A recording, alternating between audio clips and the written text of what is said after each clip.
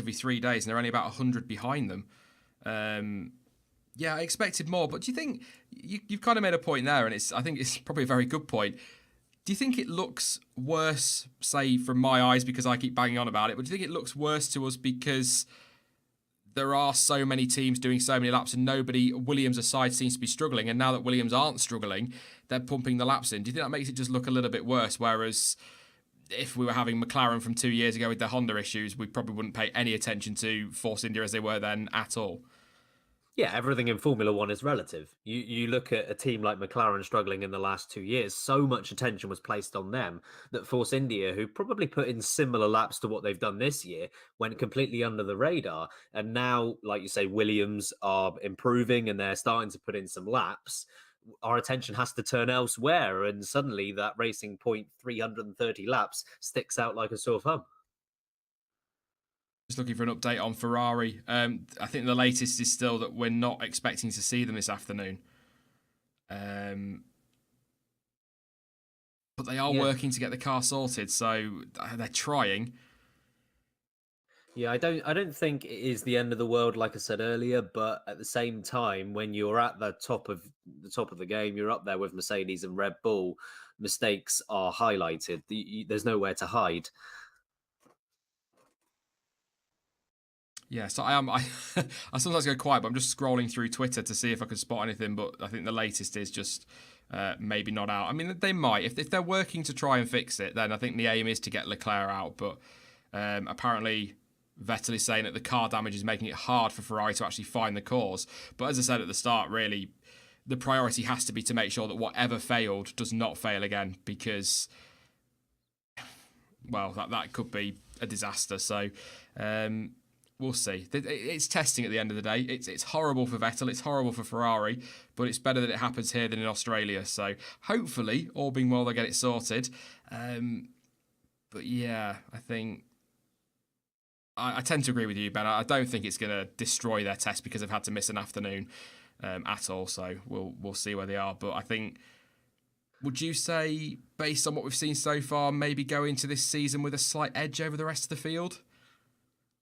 It seems so. I'm reluctant to say that Ferrari are going to have the advantage come Australia, just because you never know with Mercedes. Last year they didn't test particularly well, and they came to Mercedes, and Hamilton was what 8-9 tenths quicker than anyone else in qualifying. So you can never quite tell when it comes to testing. But yeah, if you look at the timings, Ferrari, it's not necessarily their speed, but it's the consistency that they've had up until today, where they're putting in the same number of laps as Mercedes, but in terms of timings, look at their best lap on each day. It's a 1:18.1, 1:18.2, 1:18.3, 1:18 dead, 1:17.9. So you can see it's really consistent across the board, and that is what's going to give them the most hope come the start of the season. Yeah, agree. With the usual caveats thrown in that it's only testing. I think first impression, we'll know by Australia. The flag falls at the end of qualifying 3. That's when we'll really know. But, I mean, you can read things into testing. Of course you can. Speed traps tend to tell you things. Sector times tend to tell you things. Long run pace is important as well. So there's definitely stuff to read into testing. But the lap times themselves, as I've said a million times, mean really nothing. It's always for me about the mileage. I keep saying it, but that's what I focus on. So I would much rather see, say, Ricciardo down there on a 22.5, but with 150 laps, than Sainz up there with a 117 with 12 laps. Yeah, I think you can read more into testing than some people will say. Ultimately, you should take everything with a pinch of salt, but usually everything is accurate enough. Mercedes over the last 3 years have put in more laps than anyone else, and they end up being the most reliable car on the grid. That's not coincidence. And you see that Mercedes and Ferrari across these two tests have put more laps in than anyone else. Again, that's not going to be coincidence. They will be the best teams out there. So yeah, I think you do need to mind everything, watch what every tire is. We don't really know when it comes to fuel strategies, but yeah, you can take a lot. There are lessons to be learned. Yeah, we also don't get the information we get on a race weekend. They're much quieter. The information we get from, say, Autosport, for example, the tyre data might be wrong. They might tell you it's the C4s, and then you actually find out 3 hours later it was the C5s, whereas on a Saturday we'll know what tyre they're on. So everything kind of gets thrown around. So doing live streams like this, we go with everything we read, but as I found out yesterday, the information said that Norris was on one set of tyres, and then I've gone and checked Instagram today, and some people have told me in chat that he's saying he was on the C4s. So you don't get that in qualifying. So it's a lot more difficult to read into testing because it's harder to get reliable information and consistent information, whereas in the season, although it's not always reliable and not always consistent, and teams do still like to keep it fairly quiet, it's generally more reliable, I would say. So I'm going to keep the F1 Debrief Twitter feed open. Are you following them, Ben? I am not at the moment, no. They're definitely worth a follow because they post all the lap times from each stint that drivers do. So they've got every single lap time from Ricciardo's from a couple of hours ago on their long stint. It's definitely worth a read because it throws up some interesting stuff to talk about. Yeah, and anything that's giving us stuff to talk about, not going to complain about that. So. No. I'll run through the order in a minute. I'll try this afternoon. Failed miserably this morning because we started talking about pot noodles and Tim Tams, whatever they are. So I will try on the half hour and on the hour to give you a rundown of times and tyres and laps and things like that. So I'll do that in about 5 minutes. Then we'll take some questions from chat. F1 Debrief is really nice. I'm just sending Ben over there to follow him now, but anybody in chat that's got Twitter, definitely worth a follow if you like to know basically as much information as you can get. I'd love to fit it on screen somewhere if they'd let me, but I don't think I could. I'd have to really mess around with this. And 2 days to go after this, we'll leave it. A word on Mercedes' performance today.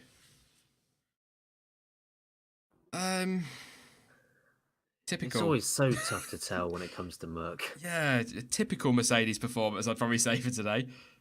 Yeah, they're not going for outright pace, as is usually the case. But yeah, they're doing okay. I think we made this point last week that because they use the two drivers in the morning and then in the afternoon, if their two times are relatively close together, you can kind of grasp what their strategies are and whether it's going well for them. And again, you can see there's 2 thousandths between Bottas's time this morning and Hamilton's time this afternoon, which indicates that their plan is working. It's kind of a similar story with Renault as well, isn't it? What have we got? Hulkenberg 22.2, Ricciardo 22.5. A bit of a bigger gap between them two, but usually when you've got two drivers, as you've said, Ben, doing the same time, it means they're just out there doing their own thing, and we really shouldn't read too much into time. But I've read a lot of stuff this week and last week, and again, it's testing. We have to take it all with a pinch of salt. You can't read too much into it and all of that. But I've read a lot of stuff saying that there is concern at Mercedes, and there are those, including Mr. Helmut Marko, sir, who likes to stir the pot and come out with some wild comments every now and again, saying that Mercedes are third fastest. I didn't get a chance to ask you this, Ben. I think I asked somebody towards the end of last week about it, and I can't remember who it was, but I don't buy that. And I don't know if that's because I don't believe Helmut Marko. I don't know if that's because I just don't think Mercedes are showing us what they've got, or whether it's because after all these years of seeing Mercedes win championship after championship, my brain just can't compute them being in third place. Yeah, I'm taking a similar position, to be honest. I don't quite believe it. And even if they were third quickest, I think it would be so marginal that it won't matter too much. And as the season goes on, you'll see the competitiveness of the teams flip and flop. And we saw Sebastian Vettel and Ferrari last year at times quicker than Mercedes, and then it jumped back the other way on the next race, and then seemingly jumped back again another 10 times before the season was out. I think Mercedes are going to be absolutely fine. There's a reason that they have had such sustained success, and that's because they do everything right. From an organizational perspective, they do everything right. They've got Lewis Hamilton, who's a fantastic driver, Bottas, who works brilliantly well with him.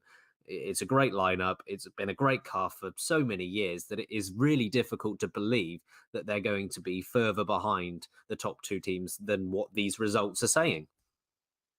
Yeah. I mean, those comments were made by Helmut Marko last week, but there have been some others this week as well. Not from him, but Marco's comments were Saturday, I think, maybe Sunday. but there were some as well after Tuesday from some others. I'll try and find the quotes out if I remember. Someone in chat try and remind me before I finish this afternoon. But I think as well, I don't believe Red Bull are second. I just don't. That would just be almost too perfect for a new partnership like Red Bull and Honda with an engine supply that have had some big problems over the last few years to suddenly just be second quickest. I think the running order will be Ferrari, Mercedes, or Mercedes, Ferrari, Red Bull, and then Renault, and then the rest. It's kind of how I see it at the moment with Williams. Bless them, probably just trundling around at the back somewhere, which I hate saying, but I don't know. Again, we'll find out come Australia, won't we? We'll find out come Australia. Just looking at some laps as I go around. I'm going to go over the order in just a moment, but just to see if anybody's doing anything before I do that, because I don't want to be halfway through and then somebody put in a cracking lap. No, it looks like everyone's pretty much doing what they do most afternoons, putting a bit of fuel in the car and off they go for a few laps. So I'll fly through this one super quickly. So I need my Autospot page open for my tyres because I'll give me the fastest ones. Just for those maybe who are new to the stream, the dots on screen that you see are the tyres they did their last lap on or are currently on track on. They are not the ones that did their fastest time on, so that's why I need to go through these and just give them a mention to you all. So Carlos Sainz set the fastest of the morning, a 1:17.1, 89 laps so far, and he completed that fastest lap on the Compound 4, so the second softest compound of tyre available. Sebastian Vettel, he was on the C3s at 1:18.1. Obviously, mechanical failure put him into the wall towards the end, or sort of halfway through actually the morning session. It doesn't look like we're going to see the Ferrari again. Leclerc's supposed to be in there, but I'll keep you updated. Verstappen 1:18.3, 114 laps. For him, his fastest lap was set on the Compound 3. It was also Compound 3 for Grosjean's 1:18.8 and Bottas's 1:18.9. Lewis Hamilton, a 1:18.9, 2 1,000ths off his teammate, as Ben was saying there. Also on Compound 3, 29 laps for him. It was 75 for Bottas, by the way, and 72 for Grosjean. Daniel Kvyat, a 1:19.0, 63 laps, his fastest time set on the Compound 3. Raikkonen, also on Compound 3 for Alfa, 1:19.1, and a total of 75 laps. Perez, 51 laps, 1:19.2, and that was on the Compound 3 as well. Kubica, depends who you listen to. Some are saying Compound 4, but according to Pirelli, it's Compound 5 for that 1:19.3, 81 laps so far, so I'm going to go with what Pirelli are saying, I think. Nico Hulkenberg, 1:22.2, that was on Compound 3 as well, 3 laps so far, he's in for the afternoon. And Daniel Ricciardo this morning, 72 laps, on Compound 2 was his fastest time, and that was a 1:22.5. On track, we got Sainz, Grosjean, Hamilton, Kvyat, Raikkonen, Perez, Kubica, and Hulkenberg's just in, I think. So, yes, most of them are out there. So, not what to say on that, really. We've gone over it sort of times in that a couple of times now in this stream, but any surprises on the most laps completed so far? I mean, obviously not so much Verstappen, because I think we're pretty sure that Red Bull and Honda and Toro Rosso were there to rack up the laps, but I think Grosjean could be a shout there for a really good tally on 73, given what Haas have been doing, certainly last week at times. Yeah, Haas have kind of built up to this. They've improved the number of laps that they've done every single day of testing so far. They've gone from 65 on day 1 to 72, then 117, then 130, then they won one more, 131 yesterday. So they are building up, and I can see why that they would do it that way. You would say with Grosjean on 73, there's a chance they're around the 130 again. But it is good to see from Haas after a few days at the beginning where they were slightly behind their midfield challengers. Yeah. Them and Racing Point, I was a little bit worried about at the end of last week, because Haas were third bottom of the lap count. I thought Hamilton improved, he hasn't. But yeah, they were third bottom of the lap count last week, so I thought, not looking good for them, but certainly found some mileage. And I think solid pace for testing, testing pace, I'll call it, for Haas. So I'm quite optimistic for them. I said it a few times last week. I put them quite low in my predictions, but them and Alfa, certainly Alfa, are dark horses this season. Have you been as impressed with Alfa as we have, or as I have so far? Absolutely. They've been so consistent, and We seem to compare Alpha's performance to where Sauber was at the end of last year, and that's understandable. That's the most recent data that we have. But you have to bear in mind that Alfa Romeo or Sauber, where they were just 2 years ago, when they were battling at the back with Manor, trying to get 1 point in order to beat them, and they've built themselves up from that, and they've turned back into that midfield team that has the capability of shocking the big teams. And I wouldn't be surprised if they turn up to a race this year and really go in there and maybe get a surprise podium. They're putting laps on the board. They're up there with Red Bull in terms of laps, and they've generally been pretty quick as well. That they managed to get into the 1:17s last week. And again today, that they're in the mix, slower than a few teams, but I would look towards their lap count rather than their pace, and it's all encouraging. Yeah, yeah. The lap count for the midfield teams is quite important. Again, I know it's only testing, but reliability is going to be huge in there this year. And if we've got a situation, as I've said before, where somebody has a bad weekend, it could cost them. It could be the difference between a place or 2 places in the championship. So pace is going to be huge, of course, for the midfield. It's no good being 2 seconds off the pace but reliable. But I think reliability could be massively important, because one DNF for who's out there, a Perez, for example, could cost them a position in the championship if it's going to be as close as we're all predicting. So getting that mileage in now is massive. Obviously, there's a big difference between the reliability we see in testing versus the reliability we see in Australia, because right now they're going to be running the engine around the middle zone if we're lucky. They're not going to be cranking it right up, so we don't know. Friday could be interesting. We might see a few turn it up a little bit and the lap times drop, and then a few blow up.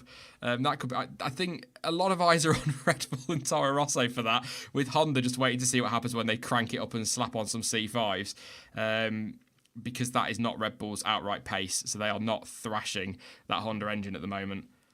Yeah, my prediction is that Haas either tomorrow or Friday will come out with a mid 116 or something like that as a bit of a statement to give Rich Energy some more ammo. Yeah. Just to put out another wonderful tweet. Yeah, definitely. Still haven't found a can of Rich Energy anywhere. Hashtag better than Red Bull, though. Aaron is over in Barcelona. He found a can of Rich Energy. Apparently it tastes the same as Red Bull. I don't actually know what Red Bull tastes like, but yeah. Maybe it's just a scheme from Red Bull. Maybe they're owned by the same company and it's just extra publicity. Ooh. Now, I know you're joking, but hang on a minute. I am joking with that, but the more I think about it. Cost cap coming in. A third team would be good for maybe just playing around with finances a little bit. Interesting. Get the information from Ferrari. Oh no, that's me. That's my conspiracy brain going crazy for the rest of the afternoon now. Thanks for that, Ben. It's a good one. No problem at all. Let's take some of your questions from chat then. Are Renault still topping the speed traps this week? I know it's just testing, but last week was promising for them. Do you know, speed trap data is something I've really struggled to come across live. So if anybody's interested in what the current speed traps are, do head on over to f1.com, formula1.com, and have a look at their timing over there, because the problem is their fastest speed trap stuff updates with each lap. So it doesn't actually tell me what the overalls are. But based on the last laps completed, fastest through the speed trap, the first speed trap is Raikkonen at 288. Second one again, Sainz. Third one, Sainz again. So McLaren looking good through there. Bottas as well. Well, yes, Mercedes, of course they will. But it's difficult to find. I don't know have you got a good source for speed trap data, Ben, for a live feed? Because I can't find anything live. I don't. It's the one thing that's really eluded me, like you, throughout these two tests. It seems as if that kind of data just is impossible to find. Yeah, well, used to be that everyone's updated with who is quickest through the speed traps. Whether they just feel that's irrelevant information now, I don't know. But there are some people like me who like to know. So it's a little bit tricky. Like I say, the official timing, each time somebody goes through and does a lap, it updates. So somebody might suddenly go through the middle speed trap at 250 kilometers an hour, and that is not representative of anything. So I'll keep an eye. I'll keep an eye out today, as I have been all week, to see if somebody suddenly crops up with some speed trap data. But very quickly, Daniel Kvyat's latest run, it was just a 3-lap, or 5 laps really, if you include out-lap and in-lap. His time lapse, though, this is testing, 21.3, 21.2 and 21.4. So Daniel Kvyat on the C3s, a nice short run, very consistent. Not quite as consistent as some have seen today, but yes. Let's have a look at some questions. You ever find one we've not answered this week? I mean, but to be fair, Ben, you've not been on this week, so anything I put to you is a new answer. But I've answered so many of these so many times this last 2 weeks. And there's only so many questions you can go through, I guess. But oh yeah, definitely. 20 drivers, 10 teams to fill 64 hours of testing streaming. Quite work. Easy as you like. Apparently, Science's time is 0.6 quicker than Alonso's quali time last year. It's not bad. That's something to bear in mind. It's interesting with the tires because the C3 tire is the predominant race tire from last year, as far as I'm aware, with the quali tire being the C4 tire from this year, I think. I don't think C5, the sort of ultra soft or even or the hyper soft, was ever used last year at the Circuit de Catalunya, which might be a reason that most teams are avoiding that for the most part. Tell you what we could talk about, Ben. We could talk about McLaren and Carlos Sainz. Few people have been want us to talk about McLaren in chat, and I wanted to talk about Sainz at some point today or this week anyway. I did say to what's his face, Dan this morning, there's a few drivers we've hardly ever spoken about during testing just yet. I think Carlos Sainz might be worth a punt if people want to talk about McLaren, or want us to talk about McLaren, so we'll do that.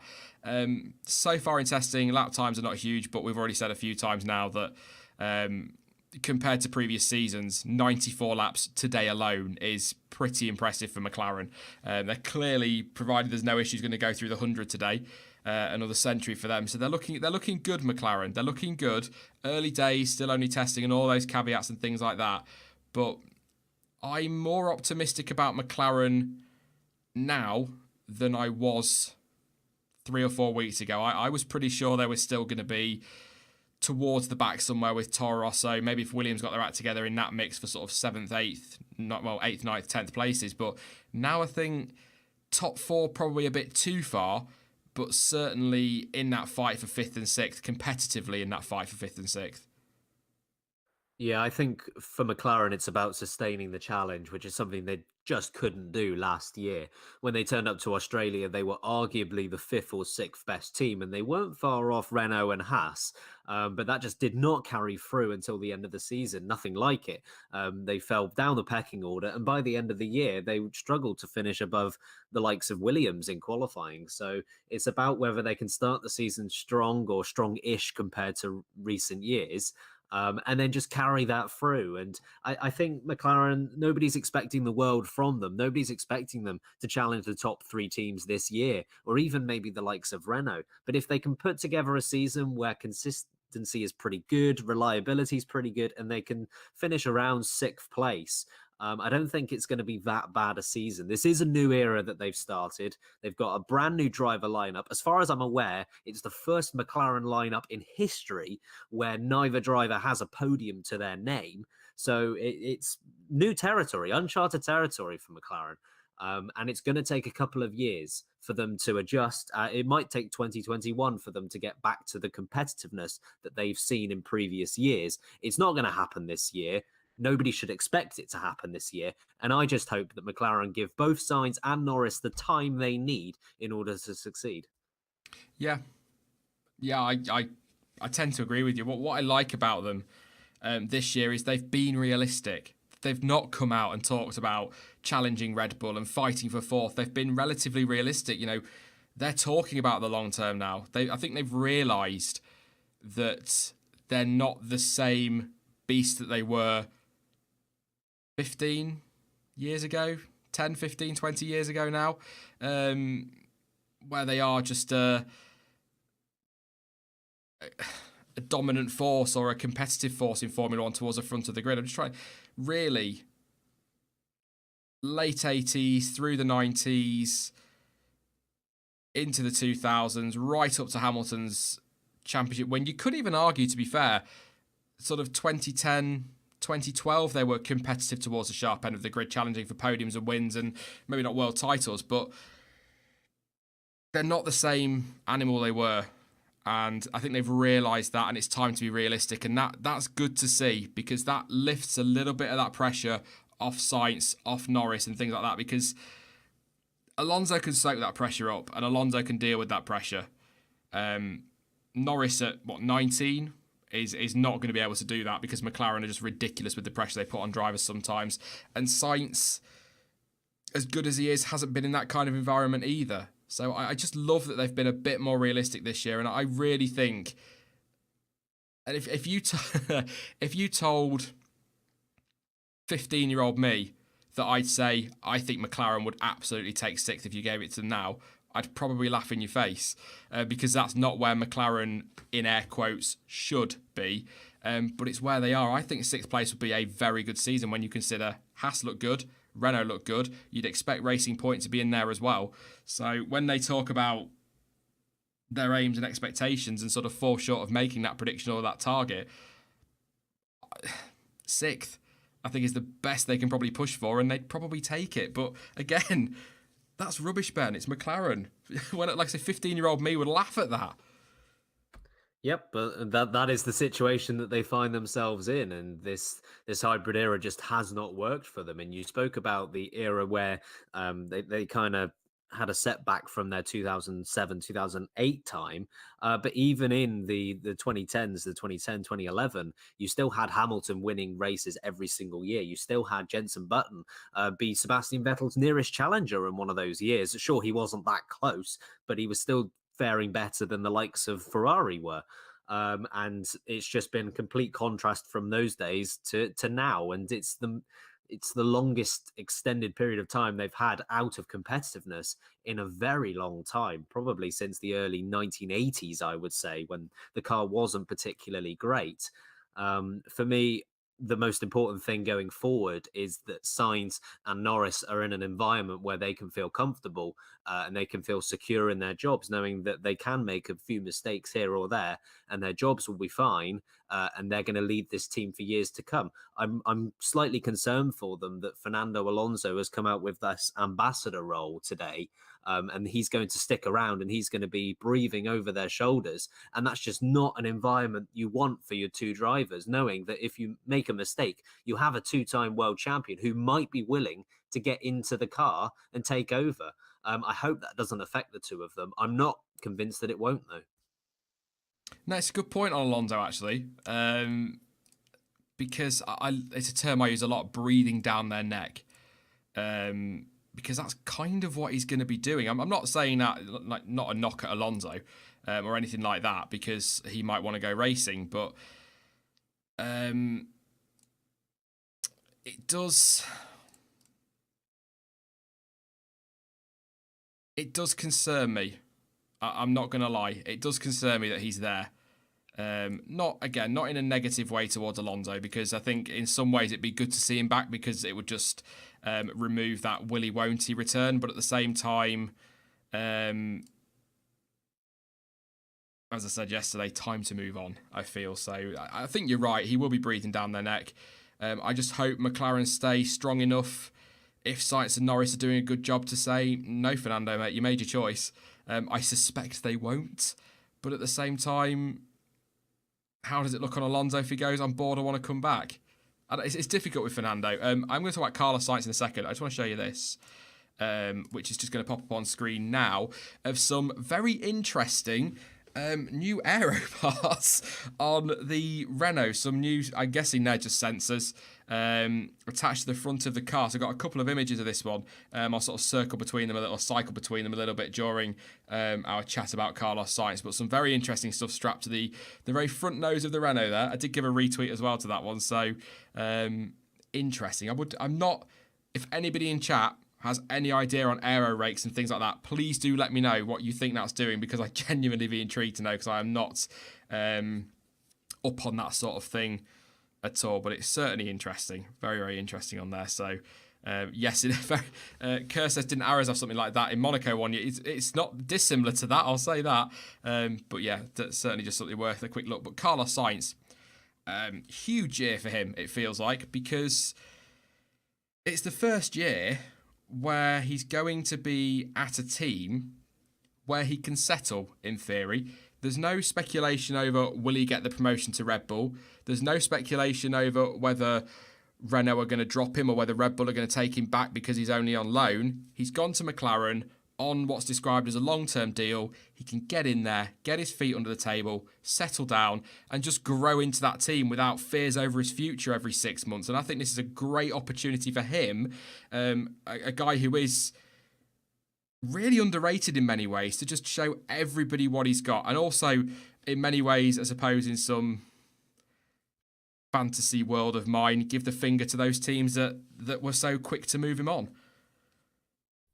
Yeah, and Red Bull had the chance to put him alongside Verstappen in Red Bull, and I know that the two of them don't have the best history in the world, which is maybe a contributing factor to why that didn't happen. But yeah, Sainz will be motivated enough to go to McLaren, go to such a great team, at least in history, and prove to Red Bull that, hey, look, you should have taken me. You shouldn't have taken Pierre Gasly. I'm going to prove you wrong by putting in stellar performances week after week. And it's, yeah, I think you're bang on with what you say about him being settled and having the chance to, okay, there's no chance of a promotion now. There's no chance of being hoofed out from Renault in favor of Ricciardo or Ocon or whoever they were lining up at that time. Now it's a case of he can mold the team around himself. And it's one of the reasons why I'm slightly concerned about Alonso being there. I know he has such great respect for Alonso. And if Alonso plays this ambassador role to its best, he can be a good mentor for Carlos Sainz. And I just hope it stays to that and it stays in those confines and it doesn't go into Alonso potentially getting back in the car, because that might unsettle Sainz, which is the one thing that will derail his progress over the next couple of years. If Sainz is able to make this team around him, I have no reason to believe he won't be successful. How do you rate Carlos Sainz then? Because I think he is underrated, and I will freely admit I was very harsh on him at the end of last season. I did all my stat roundups and things, and all my season roundups, and was very much, I expected more. I think he should have done more with that car, should have been closer to his teammate, but he actually had more points finishes than anybody else in that midfield. So I felt really, really as though I'd done him an injustice in many ways. But prior to that, I thought it was a very good drive with a lot of potential. But do you think right place, wrong time? Another one from the Red Bull group that we can say that about? Yeah, quite possibly. I think he came into Toro Rosso at the right time. He lost to Max Verstappen in his first year, but generally Sainz had a lot of bad luck that year, and I don't think he was as far behind as the points tally indicated. He then proceeds to destroy Danny Kvyat over the time that those two were teammates. And yes, obviously, Danny Kvyat was not the same driver at that point as he was when he was in his early Red Bull days, or even in his first Toro Rosso stint. But you still have to give Sainz the credit for doing that. And yeah, the move to Renault, it was just, it never got off the ground. I think he was fine. I think he did okay. By no means was he bad when he was with Renault, but Hülkenberg outshone him. And despite the fact that Sainz retired much fewer times than Hülkenberg did, Hülkenberg still outscored him by something like 16 points. So I didn't think his 2018 was great, but generally speaking, I do think he's talented. I do think he's underrated, and I think he will prove that in 2019. I hope so. He's one of those I've got my eye on for this season, hoping to see what he can do. Like I say, I think it's key that he's able to settle at McLaren and just crack on with it and not have to worry about his future. But I sort of say, I say right place, wrong time, just to clarify that to anybody who's not caught me saying it before on drivers like Sainz. It's not a shot at Verstappen, but there are a number of drivers that haven't been able to get to Red Bull because Verstappen's kind of got that promotion, which, call me a fanboy, I don't mind, but it's totally justified because Max Verstappen is a very big talent and has the potential to be a world champion, if not a multiple world champion. So it makes sense for Red Bull to be getting Verstappen into that car. But that means that there's talent like Carlos Sainz, for example, who then miss out because I think it was Helmut Marko did not want Sainz and Verstappen back together again because there were the issues at Toro Rosso when they were together. So it kind of was always going to be Verstappen or Sainz. And that's a shame because I think you put Carlos Sainz in a top 3 car and he will do a job for you. I don't know about beating Verstappen now. How did they do at Toro Rosso? Let's have a look. What year were they together? 2015, weren't they? Or 2014? Yeah, I think it's something along the lines of Verstappen had 49 and Sainz had about 18, but Sainz retired a lot that year. Yeah, I'm gonna throw it over to Wikipedia, see what I can find. The source of all information. But you do bring up a great point about Toro Rosso and how the way that it works and the team works with getting promotions to Red Bull, it doesn't always work out for the teams because you've got someone like Gasly, who I would argue is promoted to Red Bull a year too early, and you have the case of Sainz where he simply outgrew Toro Rosso and probably needed to be promoted before he left to Renault.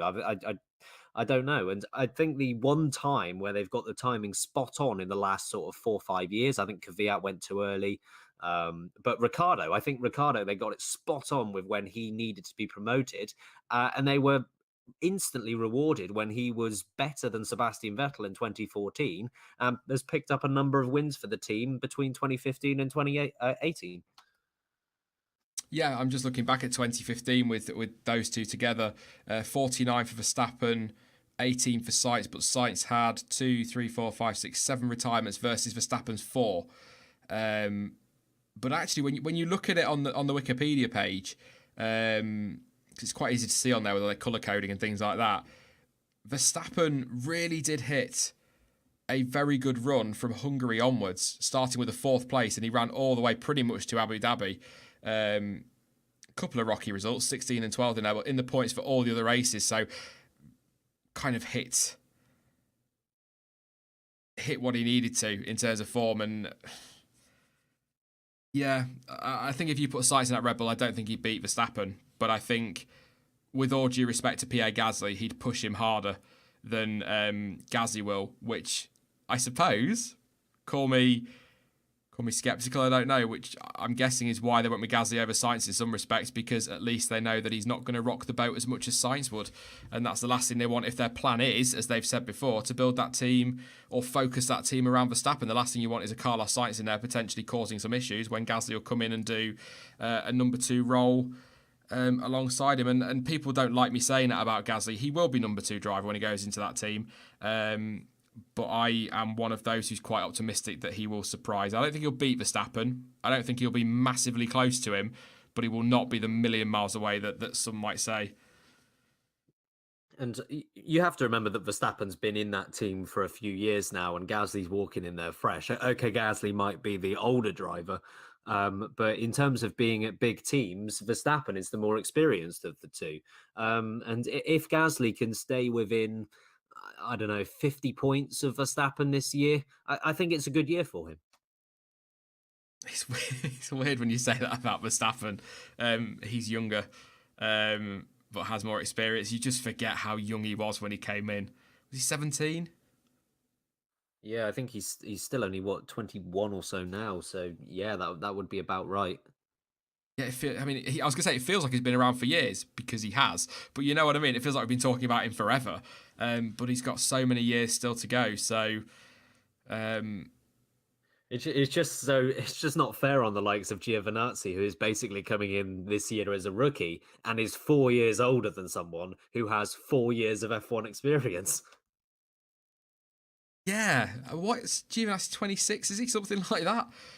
We talked about him this morning. Actually, he's a rookie, but he's not.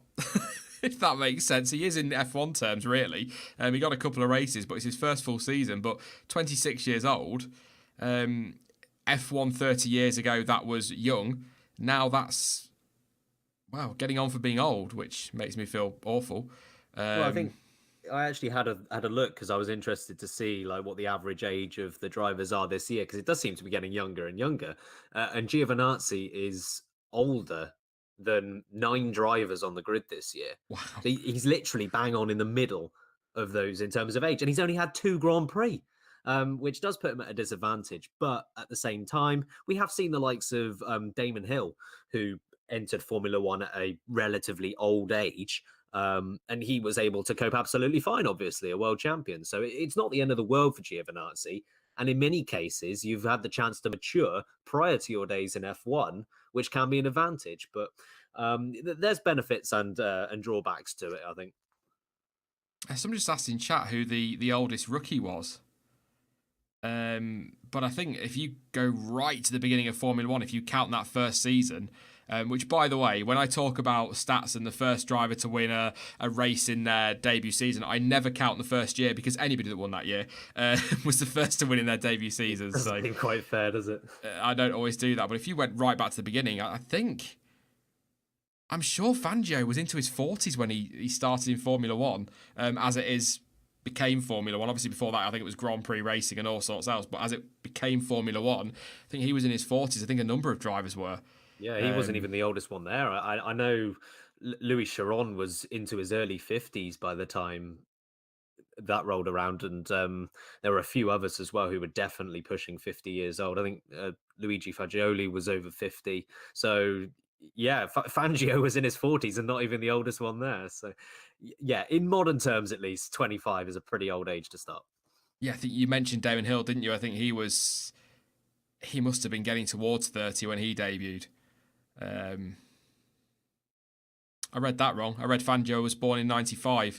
That would make no sense at all, Sean. Well done. I'm gonna say he wasn't born in 95. Yeah, that was when he died. I read it the wrong way around, but yeah. I might have a Google of that in a bit when I get a few minutes. Apparently Verstappen's having his gearbox changed. I've just seen in chat, but I'm going to double check on Autosport and whatnot. News on Ted Kravitz for anyone that gives a damn. He has been found. He will be on Sky Sports this season, and he is in Barcelona as we speak. So there is some speculation that we might get something from Sky this week in terms of testing reports. But there is, and I'm gutted if this is true, there are reports that they are axing the notebook, and we won't get Ted's notebook anymore, which will be a shame because it was all off the cuff, really. It wasn't particularly well structured. It was all over the place, but it was just so Ted Kravitz. Yeah, and I always enjoyed it. I did get a bit annoyed sometimes at at Sky Sports putting it on over F2 coverage, which they seem to do a lot, and with the F1 show as well. That was a source of frustration for me last year, especially when it seemed as if they were going to put more of their time and effort into F2. But yeah, that aside, Ted, it's all improvised. It's great fun, and he not being an ex-driver in his situation is a good thing in my opinion, and it's more relatable. I can't find anything to say that Max Verstappen's having his gearbox changed. That's not to say that whoever put that in chat that you're lying. I'm not saying that. I'm saying I can't find anything official to say that. I've also not seen anything on updates from Ferrari, which I suppose in some respects means that they're a bit busy, so they might be getting somewhere and getting that sorted. But yeah, good news on Ted. I'm pleased that he's staying for at least this season. Based on how things went on social media over the weekend, I think Sky would have faced a moderate backlash if they decided to sack him, to be honest. Ben, it all went a bit mad over the weekend, didn't it? Yeah, it certainly did, and it just proves what a popular guy Ted Kravitz is to all fans, for hardcore fans and for casual fans who are trying to get into the sport. He's a great addition to the Sky team, and I would have been very disappointed if he wasn't there. It is still a bit of a mystery as to what was happening. Maybe it was some sort of contract dispute. Who knows? But yeah, good to see him part of the lineup. Well, they called Motorsport Broadcast, used to be F1 Broadcast Blog or something like that. They had an article up the other day that said that the idea was, when they got the new guy in to run Sky Sports F1, the plan was that Ted was going to be dropped. And then that kind of negotiations, I think they changed their mind, then it got negotiated and it kind of went from there. There's nothing official on all of this. Obviously, Sky have confirmed he's going to be there next season. Martin Brundle has. I assume Ted will on Twitter at some point. So he is going to be there, but there's speculation all over the place. Some saying that he may only do 12 or 13 races in this season, because obviously he's got a young family as well. I think that might be part of it. He'd like to be at home with them a bit more. So he's staying, but in what capacity, we don't know. Yeah, you have to remember they didn't acquire Kurun Chandok for nothing as well. Yeah. They're going to want to utilise him to his strengths, and I think Kurun Chandok is a fantastic guy in the pit lane as well. Maybe they end up splitting the races. I don't know. Yeah. I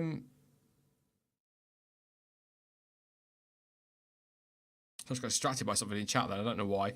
It wasn't even really somebody having another conversation with somebody else, and sometimes I get distracted by it.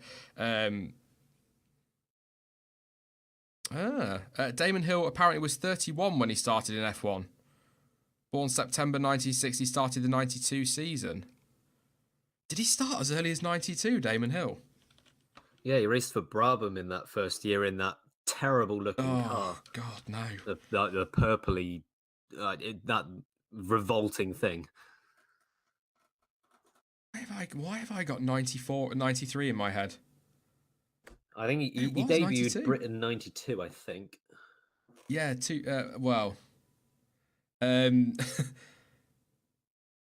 fourth, fifth, sixth, seventh, eighth, and 10th rounds he was didn't qualify. 16th in Silverstone, 11 at Hungary. And then 93 was his first full season, if you like. But yeah, I didn't know it was early as 92. There you go.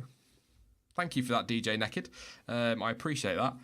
That made me go and look. I don't know why. I think it because 93 first full season is probably where I'm thinking from there. But yeah. Still younger than me when he debuted.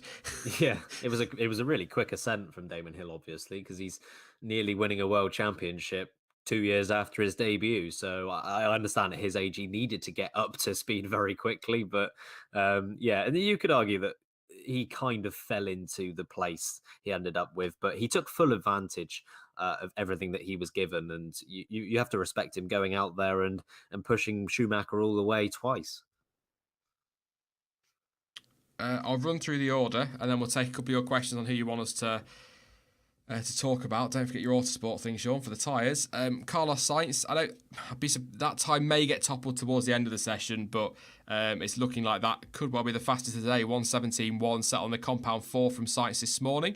Has gone through the century, 101 laps so far. Sebastian Vettel, 40 laps this morning. If you just tuning in and didn't catch the news this morning, Vettel had a mechanical failure at turn 3 which put him in the wall. The car is currently being repaired, so Leclerc hasn't got out for the afternoon session yet, and the talk is that he's not going to.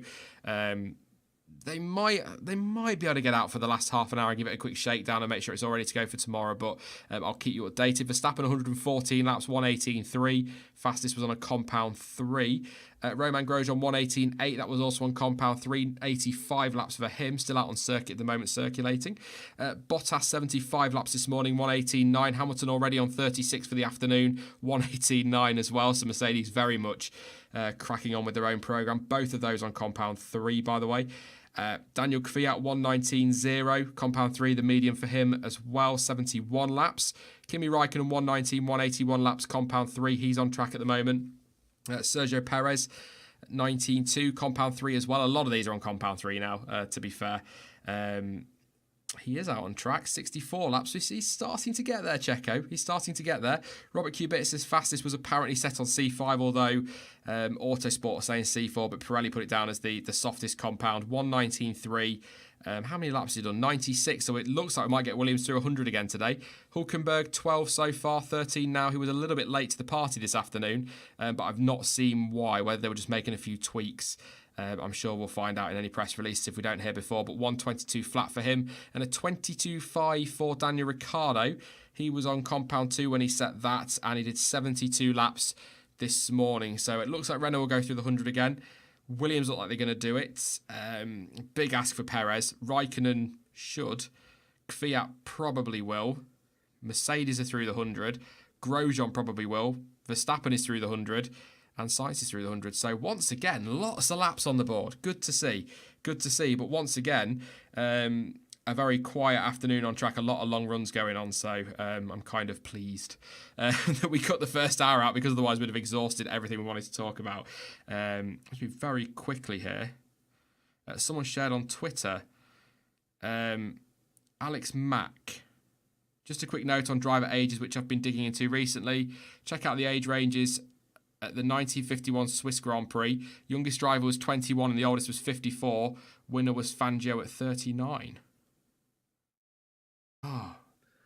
I'm not going to sit here and read that on stream, but I will retweet it. I'll have a read of that later properly. But yes, thank you very much for that.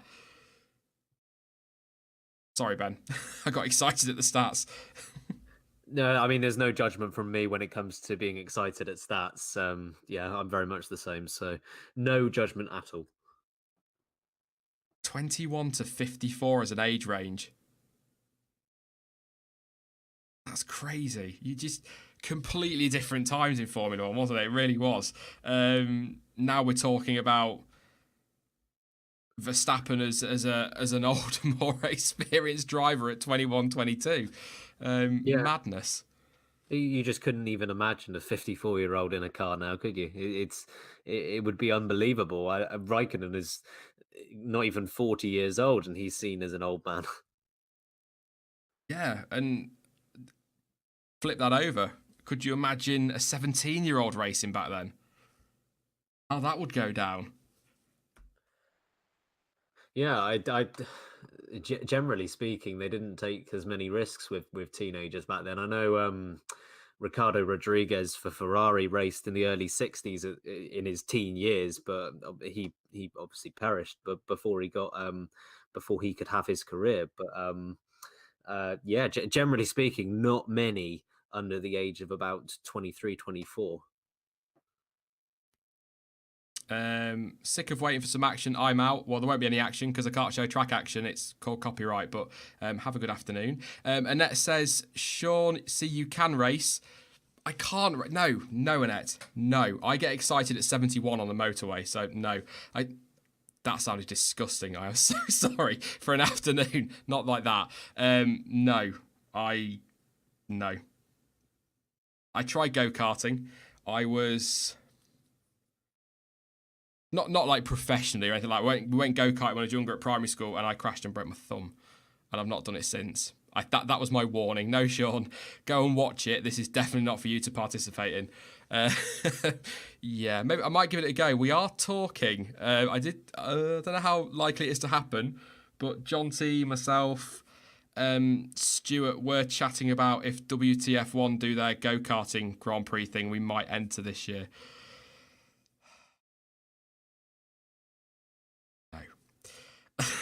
That's gonna be a disaster, Ben. That's all I'm gonna say on that. Have you done any like proper racing or anything? No, absolutely not. I just don't want to embarrass other people, to be honest. It'd just be such a walkover that there's no point in me racing. Yeah, it's part of me wishes I had when I was younger, but I just don't think it was for me. Really. I think it's one of those cases where you pick your strengths. It's either on track or it's off track, and I think I'll stick to off track. Make a video. If we do it, if we were to do it, there would be a video. Probably one of the funniest things we've ever seen, because I'm shocking at that. But yeah, I'm gonna move away before I just continue to destroy myself on stream. But yes, thank you, Annette, for that one. Esports, says F1 Fanatic 123. Nah. 80% difficulty on F1 2018, and I'm still crap. To be perfectly honest. Esports your thing, Ben? Do you keep an eye on that? I've not followed it as much as perhaps I probably should have done. Yeah, I have a pretty keen interest in the esports side of things. I mean, having our own league on late breaking has been great, and it's kind of opened ourselves up to the esports world. And whilst I personally, I'm not going to be setting any records anytime soon, it's great to see these drivers who take it so seriously, and it's gaining more of a reputation, and it's gaining more credibility. And the second season of esports that F1 did was much better than the first, and I have no doubt that the third season is going to be even better than the second. That they're understanding what the formula is to making an interactive series for viewers to easily follow along. So I'm looking forward to what they produce this year. Yeah, I mean, I'll try and get into it, but it's something that there's still work to be done there. It's very young, isn't it? As a series, there's still a lot of work to be done there. But I can't believe I asked you that stupid question. Of course, there's a then you said late breaking league, and I was like, oh yeah. It's a ridiculous question. It's a long week of testing streaming. It's only Tuesday, and I'm already using that excuse. But yeah. I mean, it's cumulative. It's added on from last week, so yeah, it's Yes. understandable. Don't worry. Oh, I'm writing that one down, mate. I'm having that one. It's 2 weeks. 196 more subs required to hit 62k. Thank you very much, C. Adams. Yes, if you are new to the stream, please do consider hitting that subscribe button. 3,764 watching again. So another very good afternoon. Obviously, views have dropped off from last week, but I thought they would go right through the floor, but they haven't. You guys have been awesome. Either you just have no other way of keeping up with it, or you really do love listening to us talking rubbish. Absolute rubbish for 8 hours a day. But yes, do consider subscribing if you're new, and don't forget as well, you can donate to the stream via Streamlabs or PayPal in the description if you fancy it. But if you don't, totally fine. You've been awesome anyway with your donations, so no worries. And don't forget to drop a like and all that. Yeah. Nothing else to do, says Gert. Well, thank you. I'm pleased you're here, Gert. It will do. It will do. Yeah, it's that or Friends repeats on Comedy Central all day, so you'll have to do this week, Sean. That does annoy me. I'm not going to get onto a Comedy Central rant because that is literally nothing to do with Formula One. I'm not saying pot noodles are, but yeah, God no. Let's take a few of your questions from chat before we start talking about yim yams or whatever they are again. Any plans on playing some F1 2019 on the channel? No. Do you know, the closest I got to gaming on the channel was when Matt, 212YT, Matt Beard, did some virtual hot laps for me. The vast majority were very, very nice about it, but then you got those going, oh, if I wanted gaming, I'd go watch Arav. It's like, and people going, how can you call that a hot lap? It's a game. It's like, well, I'm sorry, I can't afford an actual car and an actual driver and to rent out an actual racetrack to do it. And why not? Get donating and I will buy Silverstone.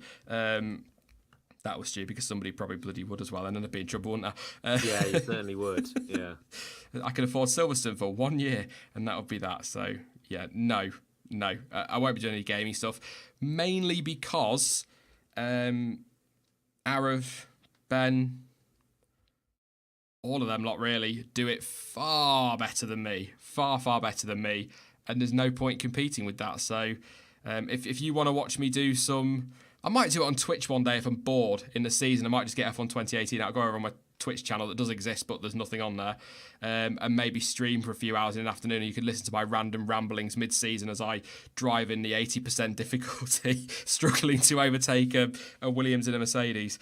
And probably putting in the wall. Maybe. I mean, that could be entertaining. But definitely not on this YouTube channel. You saw what happened when I tried to put Formula E on here as well. So let's not... dare to put gaming stuff on here as well. But yeah, the uproar. You can't really win. It's either a case of not spicing up content and getting complaints about it, or spicing up content and getting complaints about it. Oh yeah. Or as I prefer to call it, YouTube comment sections. Yeah, that's a much easier way of putting it. Again, the very small minority. The vast majority of you are awesome.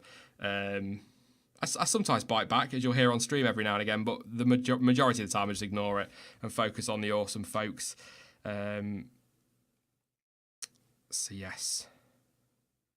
I'm just having a look now. Sorry, I am paying attention. I just went a little bit quiet because I'm trying to find if there is anything in this Red Bull gearbox change thing that a few people keep popping in chat.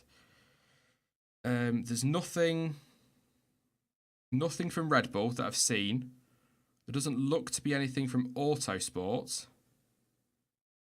But Verstappen hasn't been out yet. Or he hasn't been out for a while. But having said that, he did go from 69 laps to 114 in about an hour and 20 minutes. So it might just be that he's having 5 minutes and taking a bit of a break before he goes again. But I am just having a quick scan through and I can't see anything at all. I'll go back by half an hour and see what we've got. No. I will keep an eye out. I'll keep digging for it, but there's nothing at the moment that says that he is 100% having a gearbox change. Nothing official. Thank you very much, by the way, to...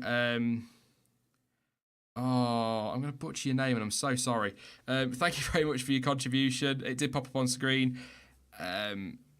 Diwali? Crap. That's why I like you, Ben. You've got a nice, easy name for me to remember, mate. I can't screw that one up. Don't tell me your name's I'd Bean. be more impressed if you did screw my name up, to be honest. It's a tough one syllable. Next time you're on, I'll introduce you as Bean or something like that. But yeah, thank you very much for your contributions. It's a little bit towards buying Silverstone. Yes, I will try. We'll go for Silverstone. Max Claydon's just joined and probably wondering why I'm talking about buying Silverstone, but there you go. Good afternoon, mate. Good afternoon. Good to see you back again. I think you've been here for most of them. A lot of you have, actually. I'm seeing names that are just, you keep coming back. You crackers, but you're awesome. It's good stuff. I'll have... YouTube chat is slow today. It's updating really quickly on the stream window, but it's not updating at all here. Apparently, a source is saying gearbox change. So I'll keep an eye out, see if it crops up, but I can't give you a shout out because it's not updating for some reason. There we go. JWJW01. I'll have Moll is the Twitter source for the gearbox change. So thank you. Like I said, I'll wait for something official, but I believe you because he hasn't been out anyway. And if you've got a source, that's even better. So yes, looks like a gearbox change for Verstappen. Nothing on Ferrari yet, Ben. Or Bean, as I'm going to call you now. I can't see anything. I can't see anything on them yet. So I would assume, again, no news is good news. So maybe if they get out, it's going to be a quick shakedown, isn't it? It's not going to be anything substantial. Yeah, and we have alluded to it before that they don't need to take much of a risk here. They are pragmatic in their approach. They understand that they are head and shoulders above everyone on the grid apart from one or two teams. So there's no point getting out there before you're ready and threatening to have something similar happen again. They might as well make sure that the problem is solved. It's not going to happen again over the next 2 and a bit days. And just playing sensibly. They might as well use common sense here and not take any unnecessary risk. Thank you very much to Joep or Yoep. Bernard, thank you very much for your contribution over on PayPal. Again, apologies for destroying names. As I've said a few times, we're British and we're ignorant with that sort of thing. No, I'm just terrible with names, as Beam will tell you. So I apologise for that, but thank you very much for your contribution. Massively appreciate that one. Take a few of your questions and I'll have a quick fly through the order again towards 1:30, maybe just after, because I think it was just after that anyway. What's the copyright situation? Heard some F1 review videos were being taken down. Were any of your videos affected? Yes. Dan's have been taken down. I think he's got them back up now. I think there's a couple of others that reached out to me yesterday that said they were having the same issues with videos being taken down for no apparent reason. My stream was stopped 2 hours in yesterday, and some strongly worded emails were sent to F1 and FOM, as well as YouTube.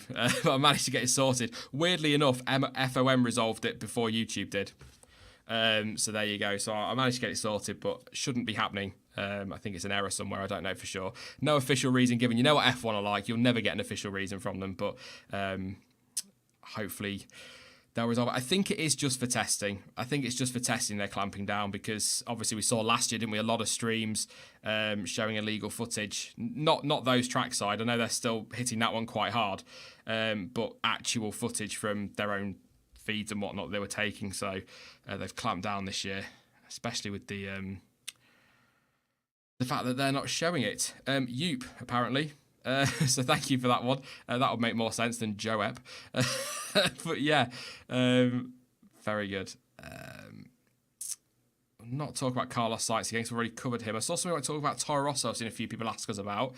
I kind of said this morning, Ben, it's really awkward when talking about Toro Rosso and Red Bull, because I don't really talk about them as two teams because of the Honda situation this year. I keep talking about Honda rather than them as teams, but I suppose really we ought to talk about Toro Rosso as a team this season, possibly looking at being Red Bull's test team again, willing to sacrifice a season if Honda need them to. So that's disappointing to hear at this point, but you can kind of understand why with the new partnership coming in. But actually, testing wise, not been the biggest surprise. I still think Alpha have got that one, but they have been one of the surprises of testing, particularly last week when they managed to top the timesheets with Daniel Kvyat.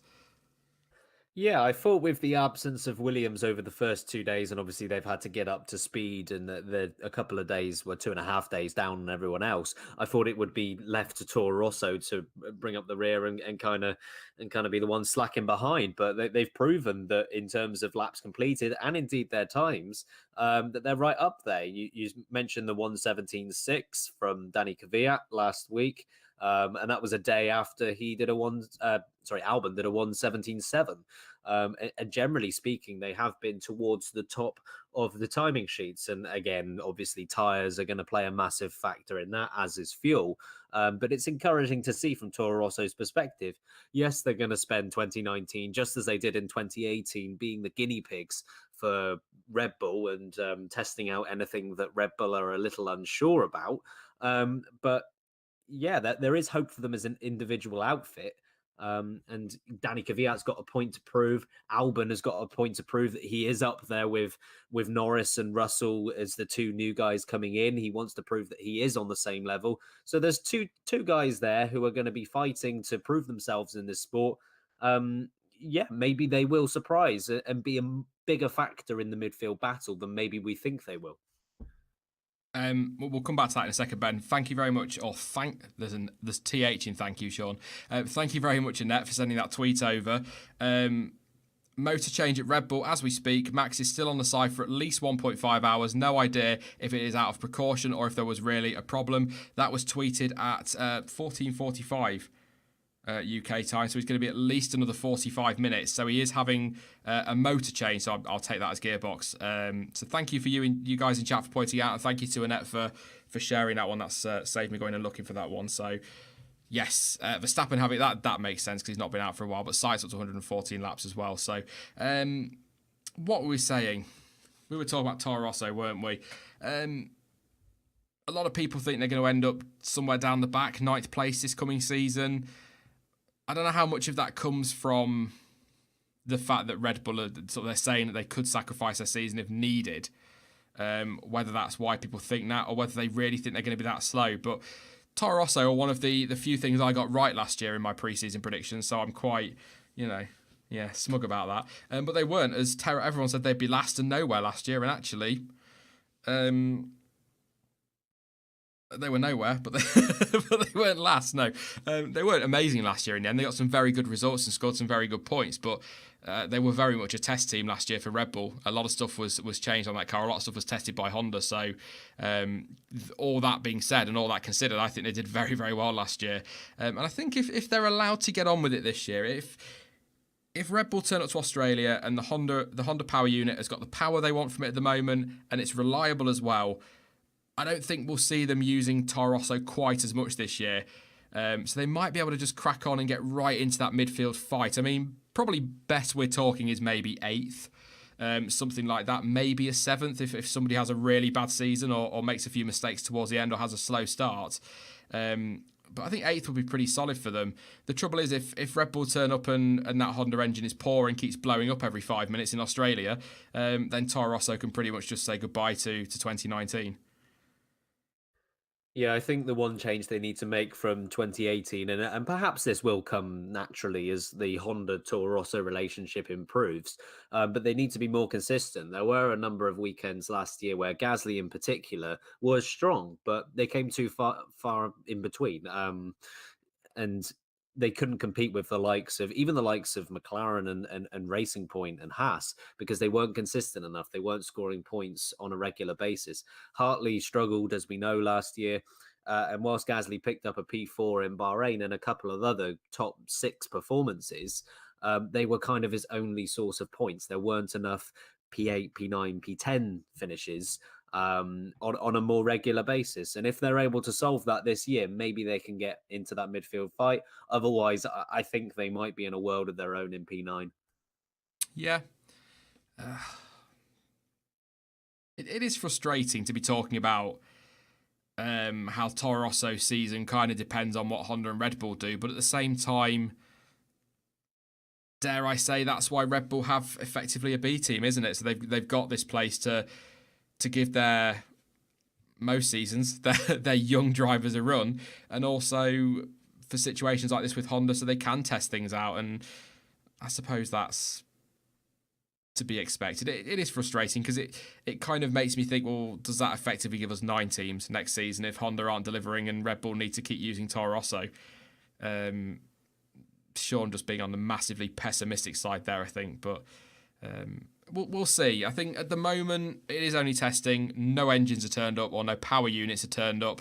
A lot of them we're running middle of the road in terms of power anyway, so we can't really tell. But at the moment, I think the signs are fairly positive for Honda. So it may well be that Toro Rosso will have a bit more freedom to just crack on and do what they need to this season. I hope, because the more teams we've got fighting, particularly if we get like a...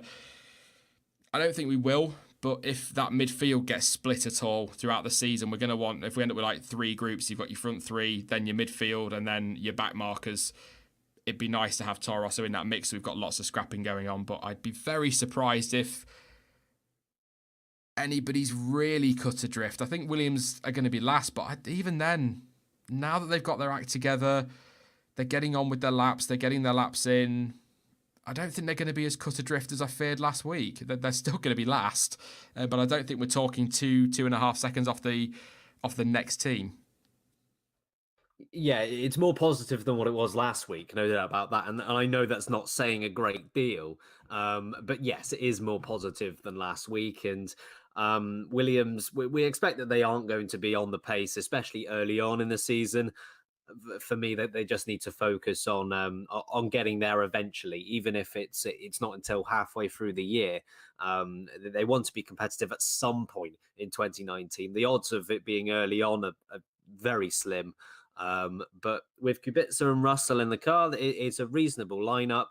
They've got a great group of guys back at Grove working away on that car. So I do think that maybe they can get a little bit closer by the end of the year, but that might have to be a realistic target for them. Yeah, I'd agree with that. But yeah, I think we're in for a very good season in that midfield. I think it'll be very competitive. We've said it a few times now, haven't we? But I think we even discussed it when you were on last week, that you really could just draw straws for that midfield. Certainly 5th, maybe 6th, down towards 9th. And it's not even just about how close those teams will be. It's those extra stories in the teammate battles as well. Renault, really fascinating one. There's some good dynamics to the Toro Rosso lineup. There's some really good dynamics as well to the Racing Point lineup. Can Magnussen and Grosjean string a season together and have pretty much perfect years for Haas and really help them to 4th? Even down at Williams, Alfa Romeo as well, experience of Kimi Raikkonen versus Giovinazzi, the rookie. So that midfield's got so many stories in there, and I can't wait. Obviously, the title battle is what we'll all focus on, but certainly keep a very close eye on what will be the, I hate saying it, but it kind of is at the minute, the Formula 1.5 battle. Ignoring Renault then, and Alfa Romeo, because I'm just going to make your life as impossible as I can, Ben. Okay. Who do you think will be the top finisher in the rest of the field? Ignoring those top 5, what I would call the top 5 at the moment. So Mercedes, Ferrari, Red Bull, Renault, and probably Alfa. I actually think Racing Point will beat Alpha to P5. I've got Renault P4, Racing Point P5, and then Alpha in P6. So I'd have to say Racing Point in that respect. I think Stroll will do slightly better than what most people will think he's going to do. I think he's more talented than what people give him credit for, and people are generally too distracted with the money that comes along with him as a drive. And I think similar to Perez when he joined F1, actually, a lot of emphasis was towards the money that he was bringing in rather than the talent. And Perez has been there for years. He's experienced. He knows what he's doing. And he'll gain a bundle of points. I think Stroll will do fine as well. And even with the administration problems that Racing Point had at the back end of 2018, they were still really competitive. The performance at Belgium was an indicator. And if you added Force India's first lot of points together with their second lot of points, obviously they were split thanks to the administration, they'd have been right there alongside Renault. They'd have only just been behind them. So I think whilst they will drop back from Renault ever so slightly this year, I think it will be enough to retain P5. Um,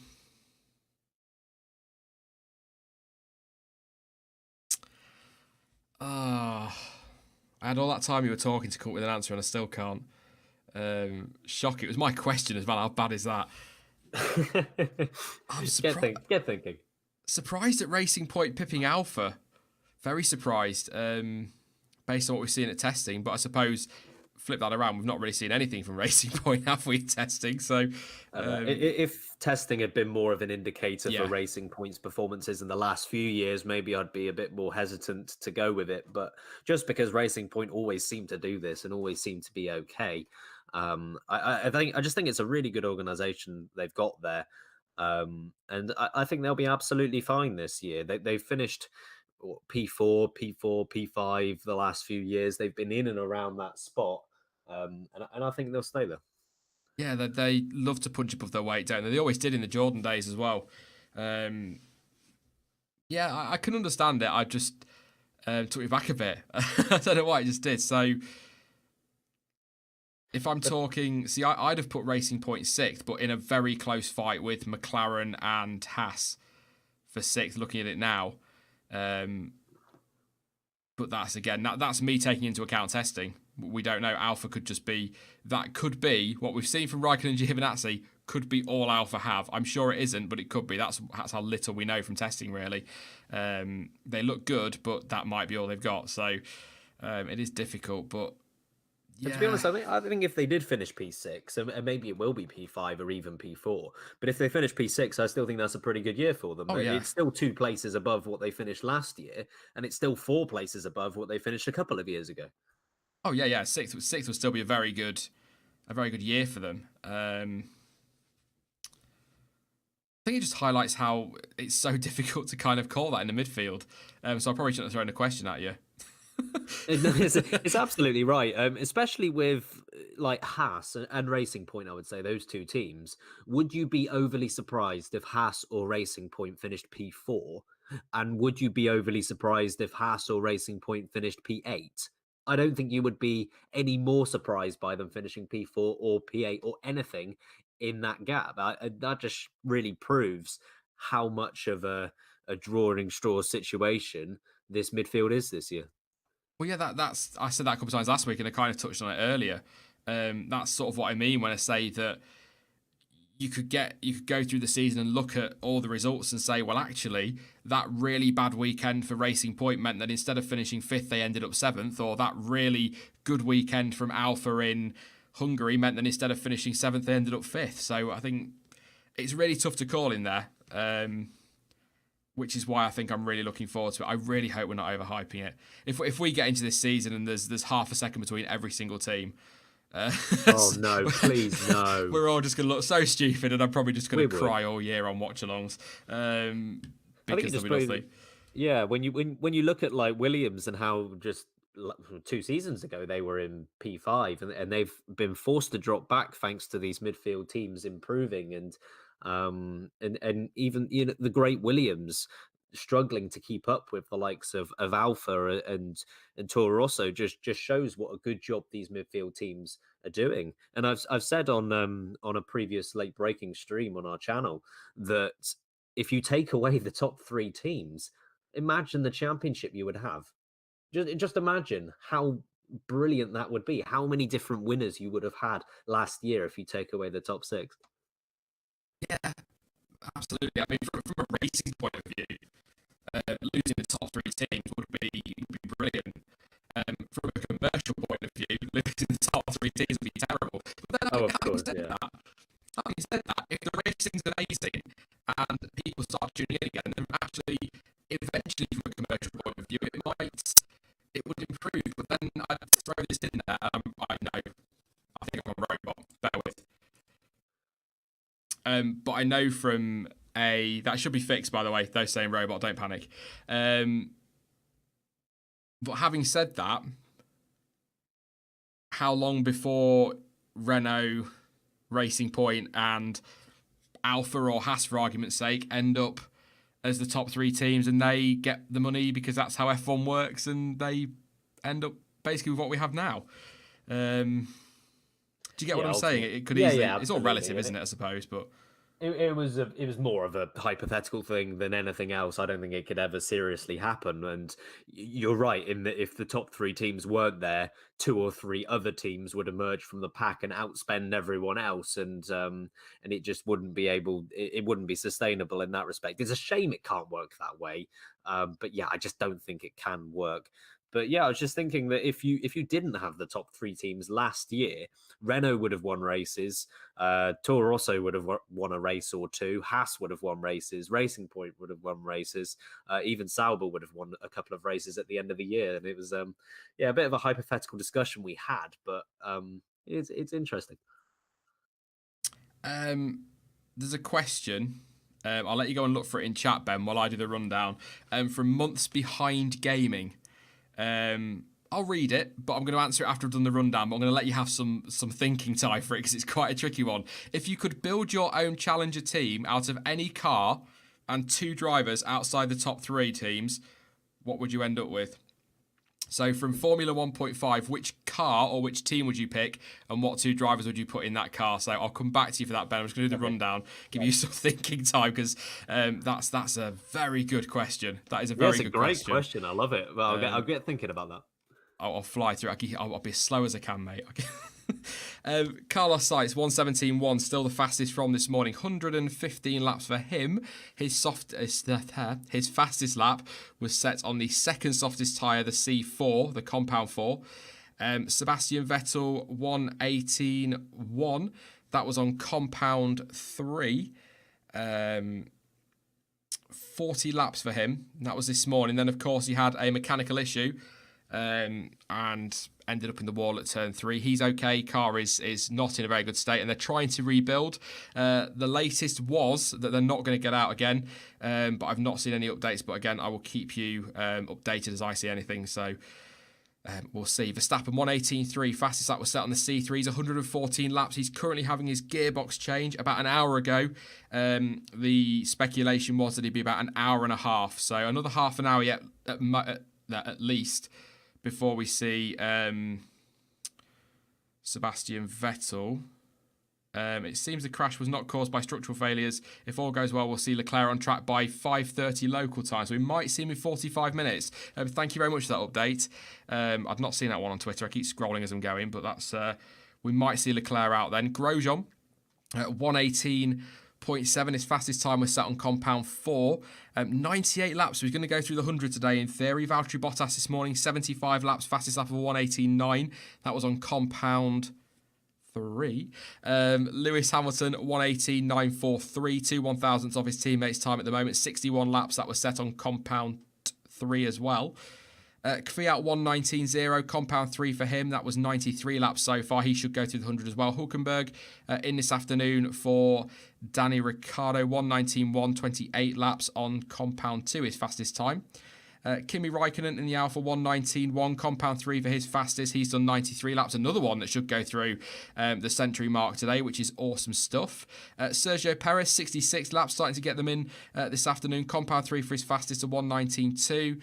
And Daniel Ricciardo, I'm missing Bobert Kubica, 119.3, 107 laps. Now, it was 119 yesterday for George Russell, so he should in theory, beat that today. So Williams definitely getting the laps in this week. His fastest was set on compound 5 as well, so the softest available according to Pirelli. And Ricciardo 122.5, 72 laps this morning, and his fastest lap set on compound 2. But yes, apparently we could well see Leclerc on track in about 45 minutes. So he'll get half an hour, so it will be a bit of a shakedown for him. But I suppose I think he's in the morning, so Leclerc in the morning and Vettel in the afternoon. So at least it'll be ready to go for tomorrow to give it a shakedown and make sure all is working okay.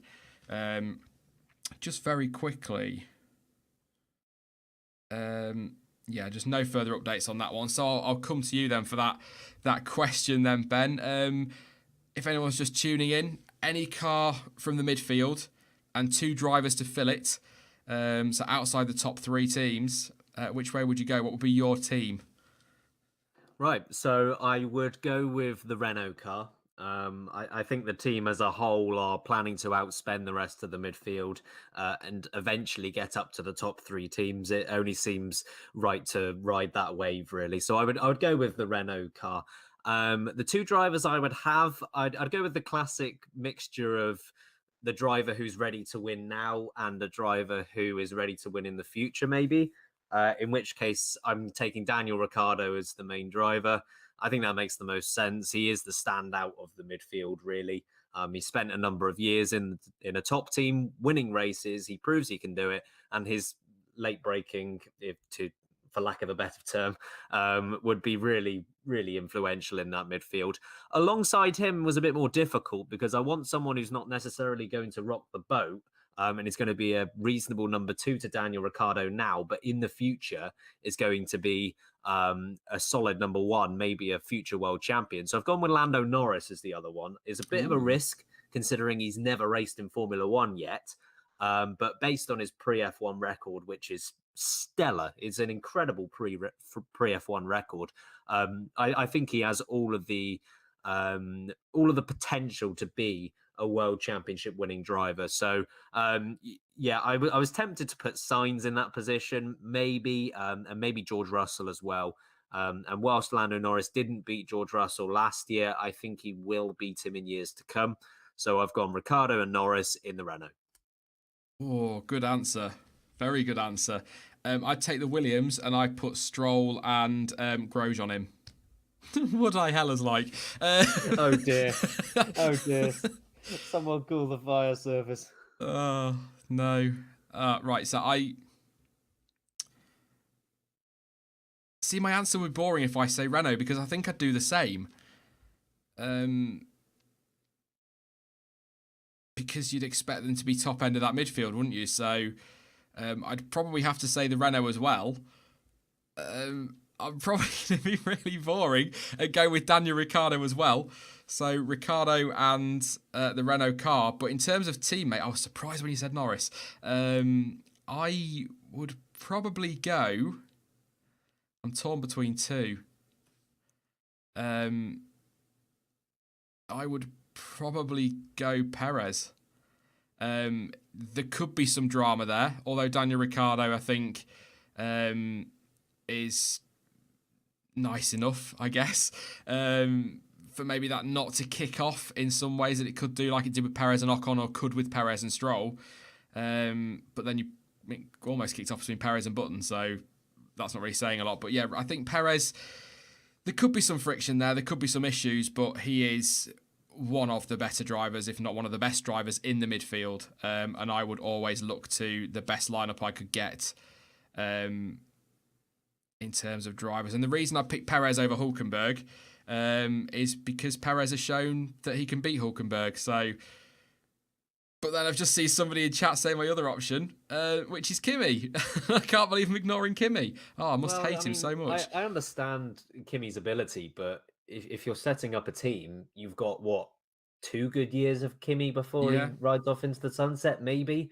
I mean, just thinking long term in this hypothetical circumstance, it probably doesn't make a lot of sense to go with Kimi Räikkönen. If we're going long term, if we're looking at it that way, from like a proper team principle perspective, Ricciardo to build the team around to start with and sustain it, and then Russell or Albon maybe. See, that's focus why I on. picked Lando Norris. Otherwise, if you're going for one season and one season only, I Yeah. probably would have gone with you and gone with Ricardo and Perez. But yeah, it depends what way you want to look at it, really. Alex says, why is there no on-track footage? I assume you mean in general, like F1 TV and that. From the stream's perspective, copyright. FOM are quite happy to take anything with the word F or the abbreviation F1 down. So they definitely take me down for race footage. In terms of F1 TV, they're not showing it this week. Sky are not showing it either. And the defence of that, actually, do you know what? Because I did this. Because this is just who I am. Now, the response I got, by the way, was not in answer to the question I actually asked, which is hilarious. So it's just a computer-generated email, probably because the email contained stream and F1 testing. But the response I got from the pit, Alex, Team F1, was, thank you for contacting F1 with your question regarding the second week of the F1 test. I never even asked. I was kicking off at them.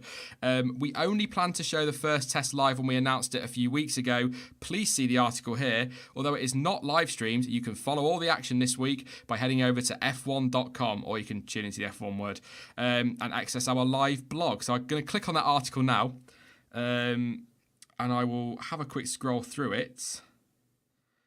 Fans will be able to follow all the action from the first winter test in Spain live, so February 18th to 21st. So they did say that it was just going to be for 1 week, but yeah, whatever, I guess. I don't want to bang on about it again. I mean, yeah, you can't accuse them of being deceitful, I guess. I mean, they are sticking to what they said. It is a bit disappointing that they aren't going ahead with live coverage of the second week, particularly because we're now at the time of the year where hardcore fans are going to be there no matter what, every single race. That's not going to be affected, but those casual fans that you might be able to draw in to be those hardcore fans, they're going to be drawn in at this time of the year where testing starts and then in the first couple of races. So it's disappointing that you've given us live coverage across the first week of testing to really draw people's interest, and then the second week of testing go back to no coverage. And it's just, you've got people on the hook here. Take advantage of it, draw them in, show them that what F1 is all about. And it is annoying.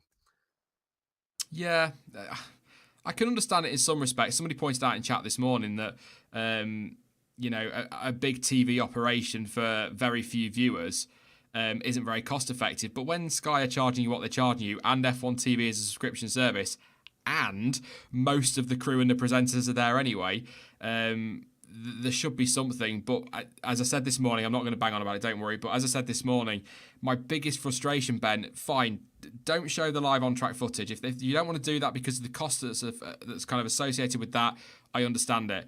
But the fact that Sky are not even doing the end-of-day testing reports, despite having Craig Slater and it looks like Ted Kravitz there as well, that's what really hits me quite hard, particularly when they're trying to pull in new viewers with this amazing bargain deal of only £10 a month.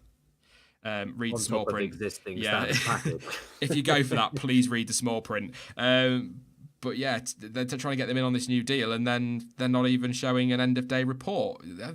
Not even a 15-minute paddock uncut or something. That's where my issue is, more than not showing the track footage. But I'm not going to get back into that. Yeah, no, I agree. It's bizarre. They have a whole F1 dedicated channel that hasn't seen any live action for months. Bear in mind, we are now, 3 months after the last race, 3 or 4 months after the last race in 2018. You'd have thought they'd have jumped at an opportunity to present something that is real, that is live. And they haven't. And yeah, I agree with you. I can't understand why they're not even doing something at the end of days. I mean, I suppose one thing about them having a dedicated channel is that can change any time, can't it, in scheduling? They might have, in fact, while we're live, they might have changed the TV guide and there might be something this evening. They might be listening to fans. I know F1 TV, a couple are saying F1 TV are doing daily show. They're doing end of day reviews, aren't they? And I know you get the highlights, a 2.5 minute, 3 minute video on YouTube of the highlights for the day. So there's stuff out there. Just if you're paying for Sky, it's a little bit frustrating. A couple of people saying that they've paid for F1 TV for this testing period, thinking they were going to get both weeks, and they've not got it, so they're a bit frustrated. But I suppose Sky's argument and F1 TV's argument would be, well, they only said 1 week, so it's all about testing for next year. In some respects, so are my streams. Although I'm pretty confident, based on your guys' reactions and the views and whatnot, that these will be back next year. They're hard work, but they're very enjoyable when you get bantering, when you get a bit of fun and you get some interaction as well. So, and like you say, Ben, after 3 months of nothing to really talk about, it's nice to actually have something to talk about, even if it is getting overexcited about a lap time that we know means absolutely nothing. I mean, we need something to cling on to, so it's literally going to be anything. If it's a 117.1 from Carlos, signs on low fuel and high wear tyres, then so be it. What have we got? Let's have a look at F1 debrief quickly, and then I won't do a rundown just yet. We're coming up to the last hour, that's flown by. Well, I did cut an hour out, didn't I? That's probably why it feels a bit quicker than other days. But yeah, also we're having fun, Ben, having some good chat. So that helps. Science MCL 34 outlap, and then it was 23 exactly. A 123, 122.8, 22.7, 22.8, 22.9. It's testing. 23.2, 23.1, 23.3, 23.5, 8, 9, 9, 24 flat, 23.9, 24 flat, 23.9, 24.3. So pretty consistent in there. He seems to be. I noticed earlier that I can't remember who it was. They ended up with a really good, decent, sort of consistent. It was around the 20 mark, 21 mark, 21 fours, I think it was, for 4 or 5 laps on the second softest compound. And then it kind of fell away a little bit each lap. And I wondered if that was maybe just the tyres falling away a little bit, or grip, or whether it was just part of their programme. But fairly consistent across the board there for Sainz, so that's good to see. Update on Verstappen, that's what I was going to check as well before I went and got distracted by F1 debrief. This is the trouble with doing these live things. So many things going on Twitter. I end up missing it. Yeah, it's hard to keep up with everything that's happening. Even if there isn't that much on track action, it's a case of your attention being diverted away. So I did see somebody ask about Verstappen. It was an hour and a half they predicted, and that was at 2:45 UK time, 3:45 on the continent. So that is within the next 15 or 20 minutes at the earliest, and we should see, based on the last update, Leclerc out in around about 30-35 minutes for a quick shakedown. So nothing again. Ferrari are notoriously quite quiet on this sort of thing, so I'm not expecting anything from them, to be fair. I'd be surprised. I'd be very surprised. It's generally a strategy of give away everything that you can't. You know, it's with most teams, they're going to be quite secretive, especially in testing. So Ferrari are not going to give anything away if they don't have to. Ricardo, thank you, Warren. I was nowhere near then. It was Ricardo 23.9 repeated for 5 laps and then fell away. Thank you for that one. Racing Point crisis ? I wouldn't say crisis. As we said a few times, it's kind of what Force India used to do as well. 76 laps from Perez isn't amazing when you look at those around him, but it's not awful, is it, really? Having said that, he's been in all day, and Hamilton's done 72 laps, and he's only been in for the afternoon. But I think crisis is a strong word, but when I read the press releases that they send out, there's nothing in there. There's odd little things like we had an oil pressure problem or something like that, but there's nothing major. There's no real concern there as I read them. So I think they're pretty happy that they're kind of looking at it and they're doing their program and they're happy going about that. And, you know, you'll look at some teams like, let's say McLaren, top of the timesheet science, they might have said, let's try and get 100 laps today, and then they'll keep going. Whereas Racing Point might say, well, we want 80 laps today. And then maybe that's literally what they do, because although they've got the financial backing behind them, they've not got the clout of some of the bigger teams. So maybe they just want to do the running they need to rather than any more. That's pure speculation. It's probably absolute nonsense. But it's just a theory. I can't think of any reason why they'd do it otherwise. But certainly not crisis. Yeah, definitely not a crisis. No, I wouldn't buy into that at all. It would be good to see Racing Point come out and either tomorrow or Friday deliver a day where they put in 150 laps or something like that, even over 100, which they haven't been able to manage so far. What I would say is that 66 laps for a Spanish Grand Prix. And you've got Mercedes and Ferrari that are essentially doing that 2.5 times over before the day is done. Whereas Racing Point clearly haven't, they've only just gone over that on most days. And they're not doing it in one go either. So it'd be good for them to do longer runs, just get some laps on the board, even if they're not the quickest, if they're going round at an average of 121, 122, or whatever it is. That would be more reassuring if I was Racing Point. Hulkenberg's done a personal best, 119 flat. So knocked a tenth off his time and just moved up a position above Fiat. I was just watching that then out the corner of my eye. I saw a green time and got really excited.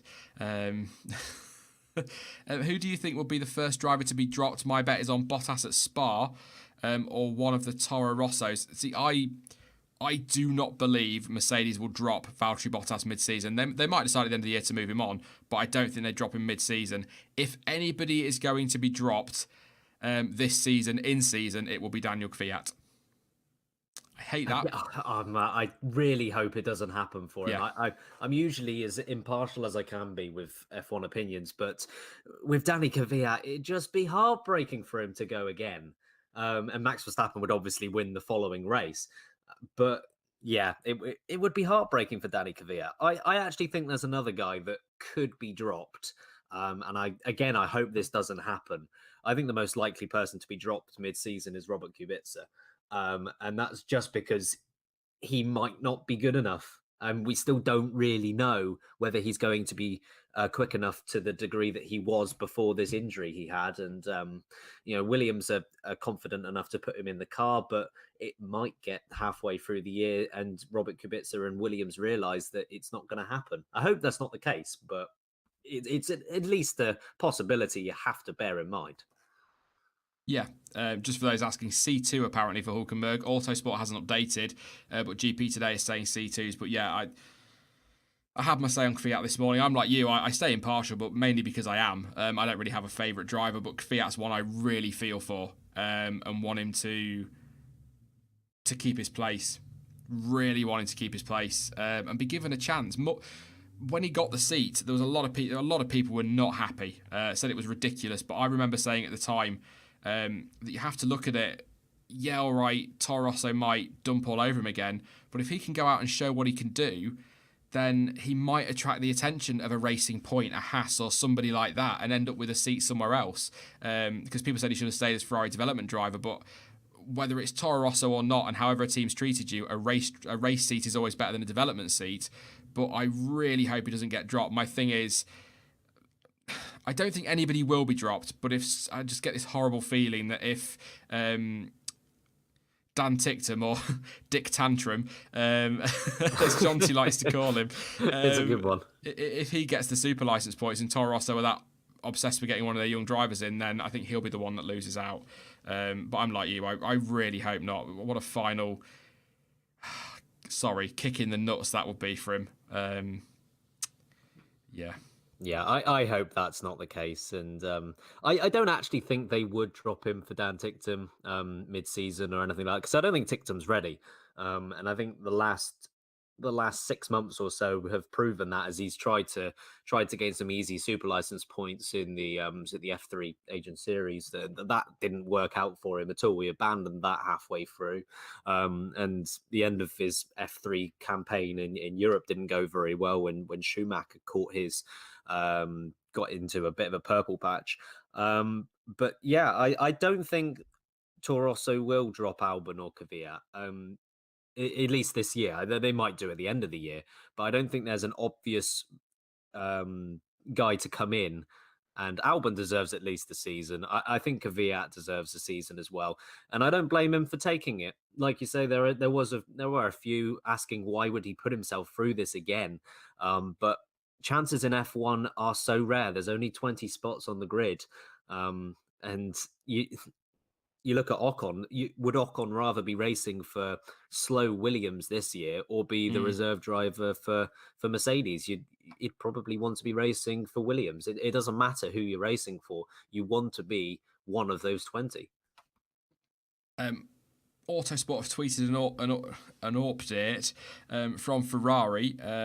They are still carrying out checks on Vettel's car, or the Ferrari from this morning, and the team is still aiming to get the car out before the end of the day. So that's just come up on Autosport Live on Twitter. But we are into the last hour, so they have to crack on. But as I say, I think that'll probably be as a shakedown for the afternoon. I'd be surprised. There's a few pictures, by the way. I'm going to retweet something from Motorsport Images, an image of, obviously, because it's Motorsport Images, a picture of Sebastian Vettel in the wall. It's a bit more dramatic than the ones we saw earlier. So I'll pop that over on Twitter if you want to follow me over there. Daniel Kvyat's just heading out. We were just talking about him. He obviously heard us. Wanted to get out. Ears were burning. Grosjean's just going out on track as well. A number are actually starting to head out. Hamilton has been circulating what feels like pretty much all afternoon. Hülkenberg, Kvyat and Raikkonen out on track. So good stuff. I'll do a rundown again shortly. Probably head towards 5:30 for that one because not a huge amount is changing really. So I'll do it at 5:30, then round it all up at 5. Take a few more of your questions. Alex, with only 20 driver slots, every driver must prove they should be there. No one just deserves it. They have to prove it race to race. Exactly. That's very well put. Very well put. Good comment. We all talk about drivers that we think deserve to be in Formula One, but they've got to show they deserve to be there. And should be controversial in my opinion. As Kvyat does a personal best 18.6 and up to 4th place. What tyre was that on? Sorry, I'll come back to my weird opinion in a moment. But Kvyat, I'll tell you in a minute, because I can look at he's on a red mark tyre. I think that's the C4. So Kvyat right up there with a lap time, 18.6. Good stuff as he heads towards the 100. But I was just going to say, a lot of people talk about Ocon. I like Ocon. I may have mentioned. I like Ocon. But if he was good enough, wouldn't he be on the grid this year, Ben? I've always held the same opinion of Ocon, and we did speak about this last week a bit, and how I feel as if he's a bit overrated with everyone. But I would say he is good enough to be on the F1 grid. I'll say that first and foremost. He is good enough to be on the F1 grid. However, he did not do everything he could do to be on the grid in 2019. There were more things he could have done to make it impossible for a team not to take him. Put this in mind. I know not every driver should be compared to Lewis Hamilton, but since, there is a chance he will be his teammate in a couple of years, I'll do it here. Hamilton, when he came in 2007, made it impossible for him not to be on the grid. He comes in and he matches a 2-time champion of Fernando Alonso and wins the World Championship the following year. Yes, that's partly down to the car being so competitive, but he made it impossible for a team to go, actually, we're going to overlook you and go for someone else. Ocon hasn't done that. Ocon has lost to Perez 2 years in a row. Ocon hasn't got a podium, whereas his teammate has. Sure, he deserves a seat in F1, but has he done everything to secure that in 2019? No. See, I playing devil's advocate with it because you have to look at both sides. Ocon is good enough to be on the grid. But at the same, I tend to agree he could have done more to keep that seat, but he kind of found himself in a very difficult position. And the one thing I will always say as Grosjean moves up to 4th with an 18.6, so he's on the move. But the one thing I would always say on Ocon, first of all, last year, being beaten by Perez, I completely get that argument, but he did have about 3 times the retirements that Perez did and didn't finish all that far behind considering that. But on paper, again, he didn't beat Perez, so that's what people will obviously tend to. That's what the record books say, don't they? They don't say finished in this position, but only because it says finished in that position. So you have to look at it from that perspective as well. But for me, what screwed Ocon was a man named Toto Wolff. Got him 2 contracts on the table, but didn't get either signed before he committed to signing both his drivers up. I mean, he was never going to drop Hamilton, was he? But you know what I mean. Committed to signing both his drivers up, or at least making sure there was a seat for Ocon before leaving him in that position. So no, I agree. Ocon absolutely could have done more to secure himself a seat, but Toto Wolff didn't help him either. Pascal Wehrlein, anyone? You see a pattern developing here with Toto Wolff, and I suspect we might be getting the same with George Russell in the future. And that's not me saying that Bottas should have been dropped, but I still think that if Ocon had Toto Wolff known what was going to happen with Renault and McLaren before he signed Bottas, I think Bottas would not have been signed if he was re-signed at all until the end of the season. That's just my personal opinion on that one.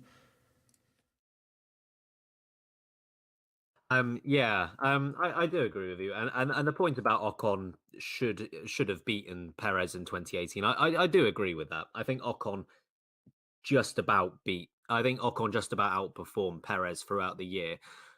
However, my point is that he didn't go out there and destroy Perez in a way that a team, Toto Wolff, because this Ocon Bottas debate is a debate. Yeah. You know, it's at least a talking point at the very least. And Ocon could have done more in his position to say to Toto Wolff, hey, you should have me rather than Bottas. If he goes out there and beats Perez, say, I don't know, 80 points to 60 or something along those lines, then Ocon has more of a case. Yeah. Oh no, I totally get your argument. I just look at the season as a whole, with the retirements, which always stand out for me for Ocon. But that at the same time, that's not an excuse. You look at things like Belgium is a great example. Out-qualified Perez, I believe, didn't he? Yeah, Belgium is the one, you know, Ocon took all the plaudits from that weekend thanks to his P3 in qualifying, which it's another debate, but I don't think that was a great lap. It was okay, but I think it was more down to everyone else failing. It was the conditions, wasn't it? Yeah. Yeah. And to be fair, you know, he got himself in that position, so I'm not gonna discredit it. But Ocon got all of the plaudits from that Saturday, and Perez did what he does best. He ended up with more points in the race. Well, that's it. I'm just going to go find it, actually, because I can't remember the times. It was last year, wasn't it? 2018, Sean. Let me go find it. Let's have a look.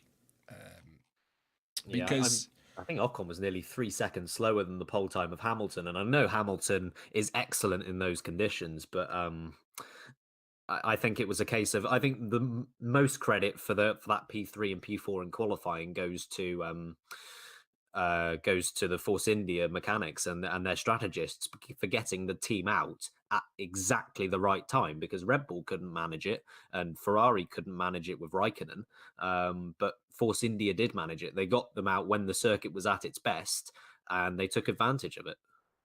Yeah. I was just going to say on Perez, he was out-qualified by Ocon, only by one position, but he was out-qualified. And Perez finished 8 seconds up the road from him nearly in the race in identical machinery. So you look at things like that and you think, well, did he do enough? Bottas, Wehrlein and Ocon, all good, non-great, not Toto's fault. Well, he's their manager and two of them aren't on the grid. And one of them is. And to say Bottas, Wehrlein and Ocon are all good but not great, then why is Bottas on the grid and Wehrlein and Ocon aren't? I get your point. It's not all Toto's fault. The point I was making is that he's got to take some of the blame for that. And actually, to be fair, I think he probably would. And I'd seem to recall interviews, he was quite annoyed at the whole situation. So I think he would take some of the blame. It's not all his fault. Of course it isn't. He's not driving those cars at the end of the day. But he's their manager, and he's the reason that they haven't got seats on the grid, or part of the reason they haven't got seats on the grid. So it's an interesting, it's like you say, Bottas, Ocon, it is a debate. But I think Ocon kind of found himself in a bit of a crap position, to be honest. Renault apparently had a seat ready for him. McLaren, choice was his. It was all sorted. Mercedes signed up Bottas for another year for a bit of consistency and stability, and then McLaren and Renault went, "No, you're all right," which is a bit, yeah. But from a manager's point of view, don't count your chickens. That he should have made sure one of those was signed before making that call.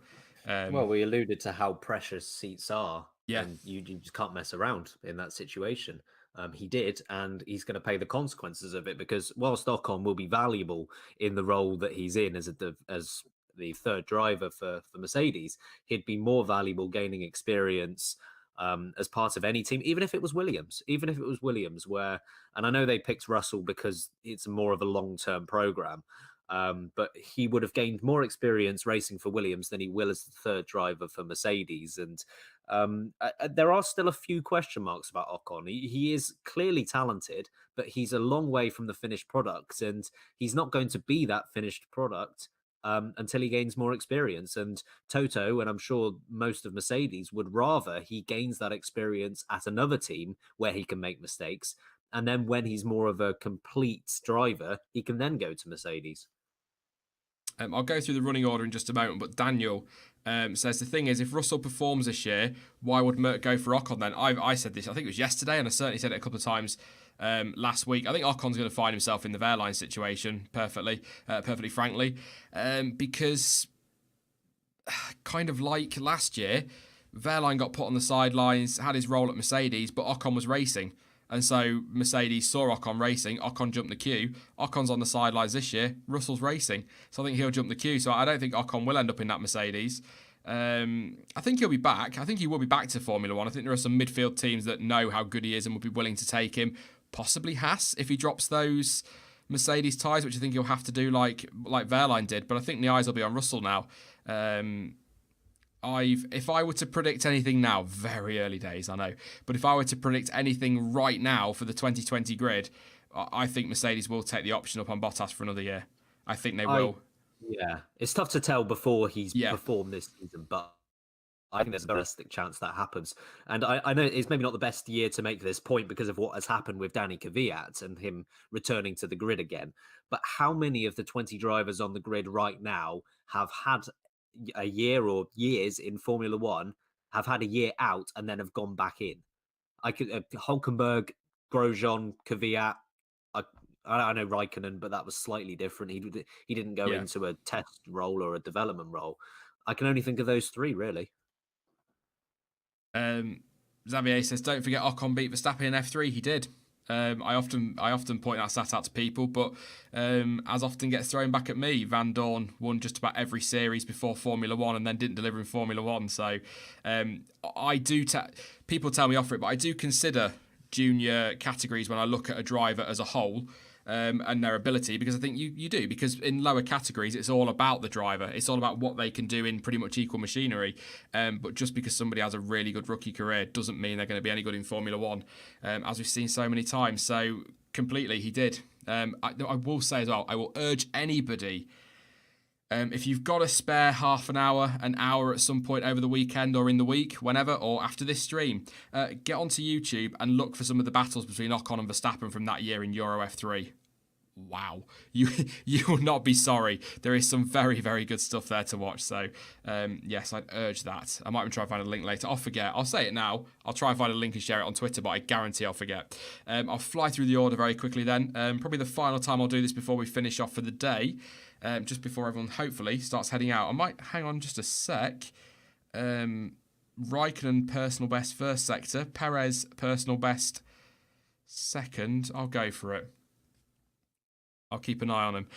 Carlos Sainz still fastest, 17.1. 118 laps now for him. His fastest lap was set on the C4s. Vettel, 118.1. Fastest set on the C3. Still waiting to hear from Ferrari if they'll get Leclerc out for the last 45 minutes or half an hour. And as I say, that Perez sets a 18.9 and jumps up the order. I think Kimi's about to do the same. He's in the third sector. But last we heard from Ferrari is that they are trying to get the car out for some runs at some point during the last hour. But I think the initial reports were around about, Kimi's gone third, 18.2. So that was good timing. So yeah, should be out at some point soon. Kimi Raikkonen is now third, a 118.2 after a pretty stellar lap. 103 laps now on the board for him, I believe. He's on the C4s. I'm just waiting for that to be confirmed over at Autosport. I'll double check that. I'll do that when I'm done. I'll run back through again just to check that one. Verstappen, therefore, drops down to fourth place, a 1:18.395, 114 laps. Currently having his gearbox changed. Should be out any moment if that prediction of 1.5 hours is correct. Grosjean P5 1:18.6. He's done 107 laps. Kvyat 1:18.6, 101 laps. Perez 1:18.9, 81 laps. Apparently he's currently out on the development 3 tyre. Bottas 1:18.9, 75 laps. Just a tweet from Ferrari Yeah, Leclerc's in his overalls looking at the car in that tweet. So it's basically what I said before, but they do look as though they're trying to get him out. Bottas 118.9 from this morning, obviously C3 tyre. Hamilton 82 laps this afternoon, 118.9. Hulkenberg from this morning, from the afternoon, sorry, 119.0. 40 laps for him. Kubica 107 laps. It is a 119.3. That was on the C5s. Ricciardo 72 laps. This morning, 122.5. Still waiting to see if Charles Leclerc is going to get out. They are trying to. But in terms of, I'm just waiting for everything to update in terms of tyres. But Perez's fastest, 18.9, was on development 3, which is similar to the C3. And Kimi was on the C4 when he did his faster lap. So tyre-wise, for fastest lap, according to Autosport, Sainz C4, Vettel C3, Raikkonen C4, Verstappen C3, Grosjean C4, Fiat C3, but I don't think that's right. I think that's C4 according to Toro Rosso anyway, so I'll say C4. Perez development 3, which is similar to the C3, Bottas C3, Hamilton and Hulkenberg also C3, Kubica C4, and Ricciardo C2. Yes. Bring on soft, medium, and hard. Yeah. I'm pleased this is only for testing. I really am. It would be crazy if it was something for every single race, having to go through this. But yeah, sorry, I just got weird emails for some bizarre reason. I think I've shouted these. Thank you very much to Robert for your contribution on PayPal. He says thank you from Chicago. Awesome. Thank you for coming along. Good stuff. I don't know if I shouted John out. Yes, I did. I did shout Jupiter, or Yoop, out earlier. So thank you for that. Chamber messaging me, Dan messaging me. But yeah, thank you very much for all your contributions today and this week, and of course last week as well. Links are going to stay in the description all week for Streamlabs and PayPal. So, and then hopefully before Australia, I'll get my new PC, or at least get the one I've got with some new nice upgrades in it. So John T keeps telling me, don't buy a new PC. Get the parts for a PC, and either he'll put it together for me or get somebody to put it together for me rather than buying one. So we'll see. Is Mercedes in the B-spec car? As far as I know, it is the car they showed off. They ran yesterday. I've not seen anything to say that they're not running the same car. But how surprised yesterday were you, Ben, when you saw Mercedes turn up with so many changes to the point where it was effectively B-spec? Yeah, it's a bit of a surprising one, really, because they've spent all the winter testing away and then just 4 days of testing, and suddenly they've decided to change a lot on the car.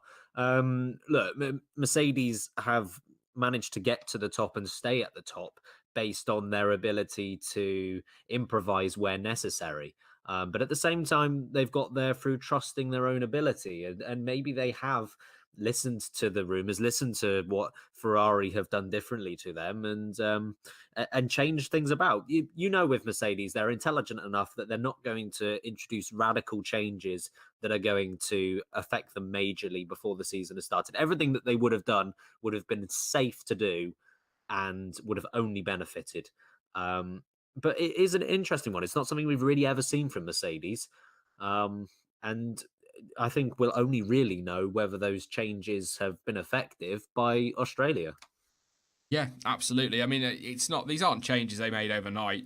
I believe it's the car they were originally going to bring, but it effectively most of it wasn't ready. So that's why there was such a big change between last week's car and this week's car. But it was still kind of surprising to see, even if that was planned from their perspective, because it was just, I don't know. It kind of makes what Helmut Marko was saying, as we talked about earlier, about them being third fastest, totally irrelevant in many ways, because, and even what Mercedes was saying about the balance issues, because they're not going to know what the balance issues are in the new car, are they, effectively, because of all the new stuff on it. So, yeah, it's kind of clarifying that when I get excited about seeing a B-spec car, it's not something they built over the weekend. It's something that's been in development a long time. But yeah, somebody asking in chat if Mercedes are okay. They're fine. 118.941 for Bottas, 118.943 for Hamilton. They are just doing their programs. I think there's only 2 cars out there at the moment, Hamilton and Hulkenberg. Yeah, so it's gone a bit quiet for this last 40 minutes. What's Vettel saying? Let's have a look. It was asked how good the car is. He says, I don't know. It feels really great, but to be able to say where we exactly stand will take some time. Even after Melbourne, you need to wait until we get to different circuits. It looks good so far, but nobody shows all their cards yet. I kind of said that last week, actually. Not that I'm not saying that I got there before Vettel, but I said last week about people talk about the running order in Australia, but it's such a unique track that it's not really representative of anything else we go to all season. So it's not really until Bahrain, China before we're going to get a rough, kind of a more accurate look at where everybody is. And I'd argue it's probably not until you get to Spain that we're really going to know. But then we get to Spain and we think we know, and everyone brings their B-spec cars, or in Mercedes' case, a C-spec car. And then it all gets shook up again, and we don't know till about Canada because you've got Monaco in between there. So, yeah. Yeah, it's not something that's set in stone. It's an evolving sport. Yeah. And those who are quick at the beginning of the year aren't necessarily going to be that quick at the end of the year. We've seen, especially the last few years, Ferrari have been much better in the first half of seasons and have tailed off slightly towards the end of the year. And Red Bull generally do the opposite. Red Bull aren't usually up with the top two teams come Australia. But by the last few races, we've seen Max Verstappen win twice in Mexico. We've seen Max Verstappen win in Malaysia as well, and they're generally pretty strong in the second half of the year. Mercedes obviously are just strong all year round, and that's kind of the thing that both Red Bull and Ferrari are after this year. It's that consistency where Mercedes are good from race 1 to race 21, and Ferrari haven't been able to sustain that challenge. Red Bull haven't been able to get on the challenge quick enough, and it's whoever can really bring it to Mercedes every single weekend. Yeah, absolutely. Good question. Enzo Danny just wanted to know why Ferrari's not driving. Vettel had a mechanical failure this morning, and the car ended up in the wall at turn 3. Currently trying to repair it to try and get Charles Leclerc out for the afternoon session. The last we heard was they were going to try and get out at some point in the last hour. So we're hoping to see Leclerc on track before 5 o'clock. We've only got 35 minutes to go. That's 5 o'clock GMT, of course. So yes. Do you think Max can get some top 2 finishes this year? That's good from everyone on Twitter, actually. Yeah. I'd be surprised if Max Verstappen doesn't end up second at least once or twice this year. Whatever happens, because he's so damn quick. So long as that Honda's anywhere near that Renault from last year, or indeed this year, we know the chassis should be solid. He will be competing at some track. I think if you're going to go with historically, you're looking at Monaco with the Red Bull, Singapore, Mexico, Hungary, you'd probably throw in there as well. So there are a number of tracks, maybe Canada, based on what he did last year, actually, was very good last year, particularly in qualifying. So I'd be surprised if we don't see a few top 2 finishes from Max this year. Yeah, I think with Max, it's all about the development into a top level talent, and it all came very early in his career for Max Verstappen, and in many ways it hasn't helped him. But at least now you feel with the second half of last year that he is becoming mature enough to lead this team in the way that Red Bull want him to lead this team. And it's just a question of 2019. What Max Verstappen are we going to see? Is it going to be the Max Verstappen that we saw at the beginning of last year, where he was making mistakes almost on a race-by-race basis? Or are we going to see the Max Verstappen of the end of last year, where he was the second best driver behind Lewis Hamilton? And that's not an opinion, that's just numbers. He was the second half of the year outscoring Sebastian Vettel. It might be a bit early to make this sort of prediction, and it might come back to haunt me, but I've actually got Max Verstappen finishing second in the championship this year. And I think he will take a number of race wins. I think he will take somewhere between 6 and 7 race wins. Perez is on one. 21.8 in the first, which would have put him second. 29.3. I think Perez is, in theory, provided he keeps going through that final sector, could be about to hop right up the timesheets. 21.8, second fastest of the day. 29.3 is around Verstappen, and he's gone up to 5th position. 1:18.5 for Perez. Final sector 27.3. So lost a lot in that final sector, which I suppose might tell us possibly where Racing Point's issues might be, actually. that final sector is a tricky, twisty one in Spain, isn't it? So, but 1:18.5 for Perez. Decent lap. Yeah, 1:18.5 is at least competitive, and yeah, you have to wonder how much quicker he could have gone in that final sector. Maybe it would have been P2. I'm not too sure, but at least he's in the mix, and yeah, encouraging from the first two sectors. Just waiting for the tyres to update, because apparently that was on the unmarked one, so the development tyre, which is kind of, they say, around the C3 range, or they were saying last week around the C3 range. It's a good 83 laps as well. Be good to see them get for 100 today if they can. It's a massive ask in half an hour, but we'll see. But yeah, good lap from Perez. Very good. Hulkenberg was on one and didn't really go anywhere with it in the end, unfortunately. Wonder if he backed off. I think I'm just looking at a pattern of their runs. Some drivers, they seem to be decent lap, slow lap, decent lap, slow lap. So not really quali sims, but sort of, if that makes sense. Yeah, it's not an all-out race trim, is it? If they're not going consistently lap on lap.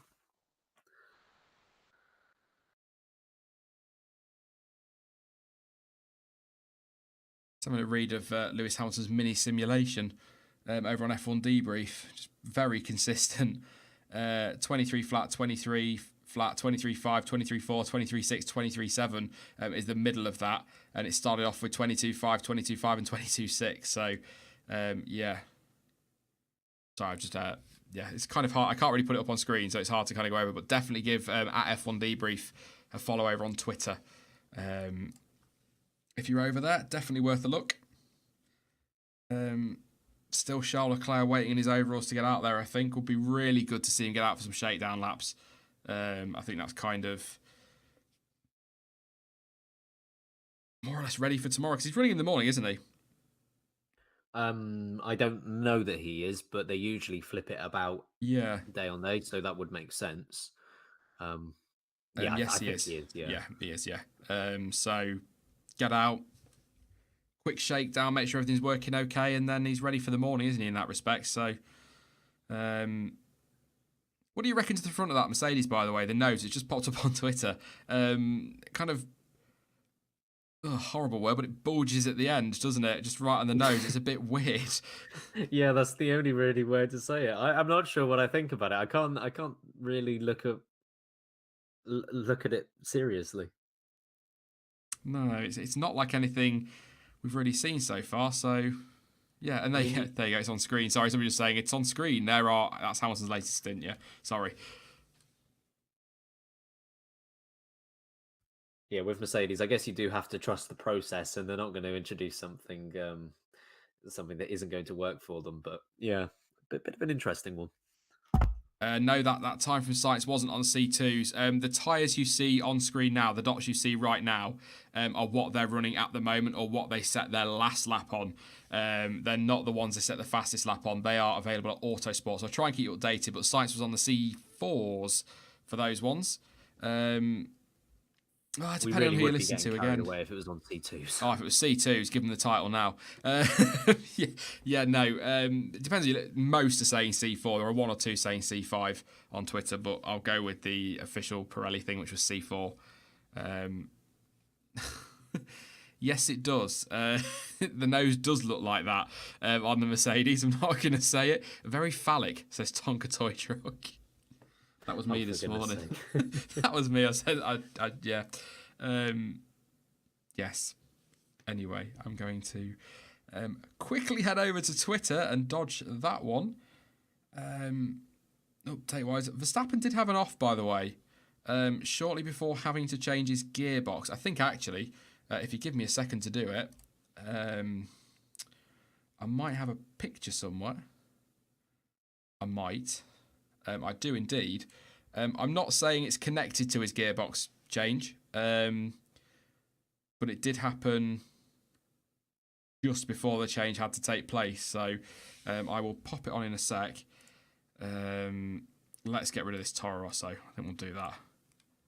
No offense to Fiat, of course.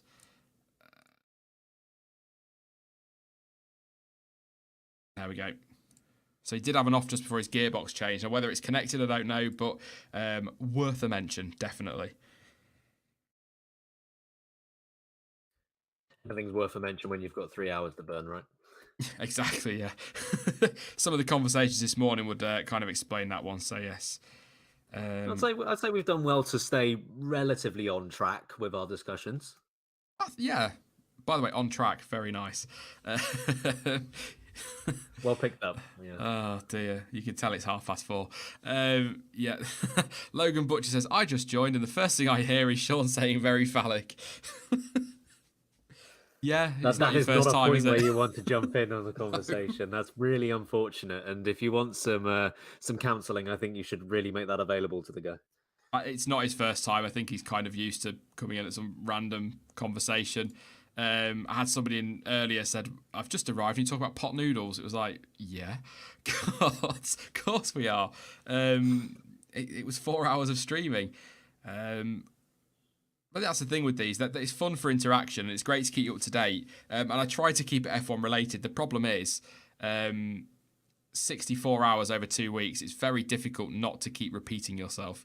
As he repeats what he says earlier with the same statement. But it's very difficult not to. Kills.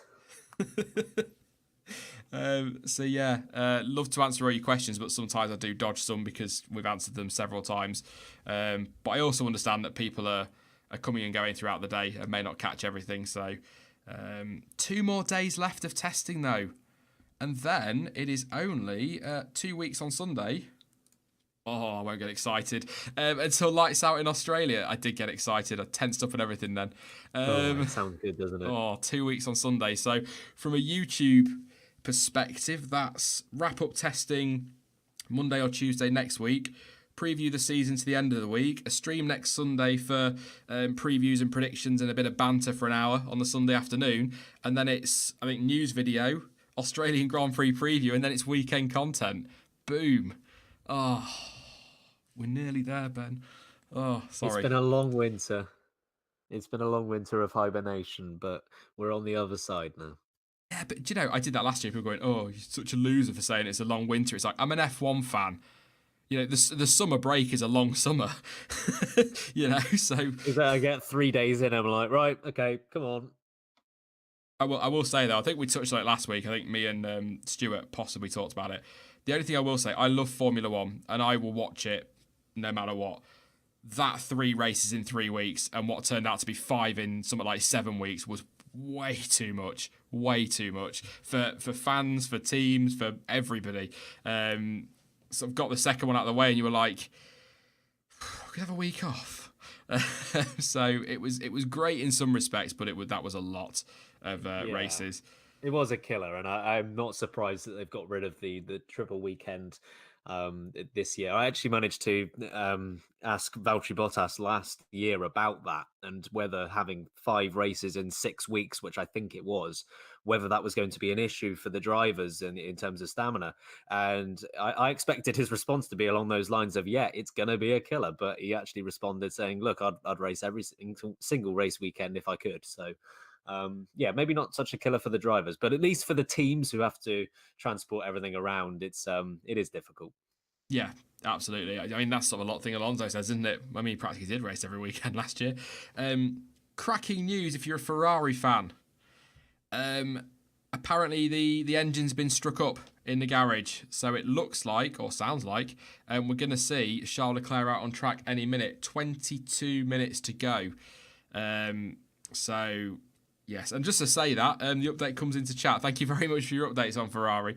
I was just reading it over on Twitter, so great news that Ferrari should be out in a minute. Nothing on... Oh, shut up. Max Verstappen's just been out on track. I was going to say nothing on Verstappen, but he's been out. Sorry that I missed that. Or he's just going out. So there we go. So Verstappen's out, and Leclerc any minute should be. And I can't see them doing any kind of glory run. Not if they've just rebuilt that. No, That'd be I think great. it's going to be a few laps. It might even just be one lap, to Yeah. be perfectly honest, of making sure everything works all right. It'd be imagine that story. Leclerc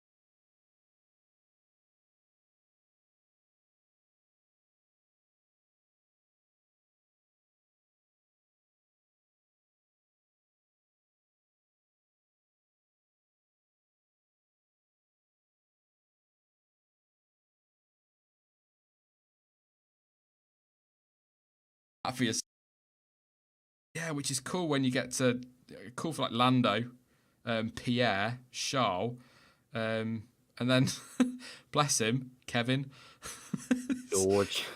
George. Yeah. 20 minutes to go, and Sean, whose name is spelt Scene, is taking a mick out of other people for their names. Yeah. I would laugh at Issues. that, but apparently I'm now Bean. Yeah, So Scene and Bean. we're basically rhyming. Scene and Bean. Oh no.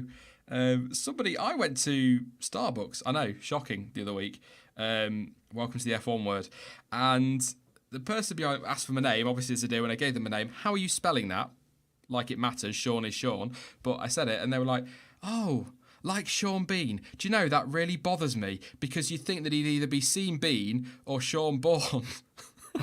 I'd love never that. even thought about that. I was like, "What?" So That's so great. I was like, oh, don't want me coffee anymore. Give it to Scene Bean. Yeah, give it to Sean Bean or Sean Bourne. But yeah, it's a good point. I'll take that. I'll take that. Random story number 6 of the day. What is Hulk name?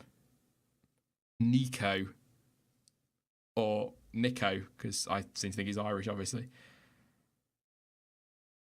Frozen says when Sean enters Starbucks, he goes, "Hey guys, Sean here." I'd really love for that to be true. Oh, how big of an ego would I have to do that? Don't you know who I am? No. Sorry. I'm going to move on from Starbucks. Other coffee shops are available. Better coffee shops are available, actually. I will hug him and pat him and call him George, says Warren. Fair enough. Oh, George Seaton, I'm so sorry. Sad face. His name's George, obviously. Sorry. It's Really just should weird see on that. George Russell. Yeah. Oh, I've just lost a sub. I'm ever so sorry. A poor Kevin's going to turn up in a moment. Yeah, there'll be a Kevin. How dare you? In random news, 200 people named Pierre have just subscribed. Yeah, great name. Perez. Whoa, hello. 117.8 from Sergio Checo Perez. Wow. That was on the C5. Still, racing point towards the top end of the timesheets. On the softest compounded tyre, Sergio Perez, he was threatening that earlier, wasn't he? I was keeping an eye on him. Yeah, come on, let's have a few more. 17 minutes to go, 18 minutes to go, sorry. Let's get a couple more out there. Who's on track? I'll tell you who's on what tyre as well. Raikkonen out there on the C4. Grosjean out there on the C5. What's Roman doing? Oh, now we're getting exciting. Nothing. Oh, he pitted. That dumped all over that, didn't it, very quickly? Kubica's on the unmarked tyre at the moment, and Ricciardo isn't out, so I don't know why I'm scanning over there. But Verstappen's on track on the C1, so we're not going to see anything from him hot lap-wise. If we do, yeah, could be a statement. Sainz and Perez topping the timesheets. I know it's only testing, but was not expecting that today. Good stuff from Checo. on the fastest tyre. So what's that comparable to the... Well, with that being a 1:17.8, I think that pretty much matches Racing Point's best time yesterday and their best time at all in testing so far. I'm not sure exactly whether it is quickest or not. I think it was a 1:17.824 yesterday. So yeah, pretty close. Watching the timing. I did a double take when I saw Perez. Sainz is going to head out. I think he's going to head out on the... I don't think he's heading out on a fast tyre. Possibly the C2s. Good laps from Mercedes, 93 and 75. Have they failed to get over 100 this test so far? They didn't get 100 yesterday, I don't think. I think they finished just short of 100. 90, I think they got yesterday. But other than that, they've been not just over the 100, but generally quite a lot over the 100. They had 182 on day 3 last week. So I don't think they'll quite get that today, but it's close. 150, 163, 182, 115 was their tally from last week. So yeah, they're banging the laps in, aren't they? And then yesterday, no, 90 yesterday. Obviously, Bottas had that problem, didn't he? So only got 7 laps done. But yeah, as good as. So really good running from Mercedes this week. Will be top of the mileage charts as well. Still not seen Leclerc. He's running out of time. Obvious statement alert. But he is running out of time.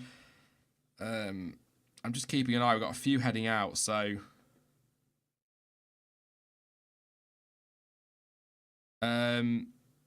reports in Germany saying that based on the amount of time it took to change things in on the Red Bull, there was possibly a power unit change as well.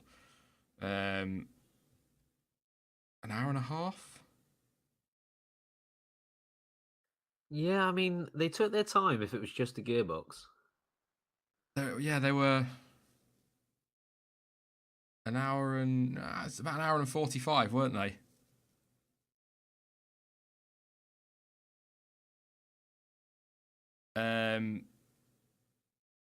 Somebody just mentioned about GP today getting tyres wrong. It depends. If you mean they're getting the tyres wrong that they're on track on now, I don't know. But then they're not the wrong tyres in the sense that they're not the fastest. The tyre they set the fastest time on is what I'm trying to say. They are the latest tyre they used, the most recent tyre they used. But the data for the tyre they did their best lap on is available on Autosport and a number of other places as well. But even then, Autosport are wrong on a couple of them. But we'll see. We'll see. Who was it? There was somebody they're still wrong on.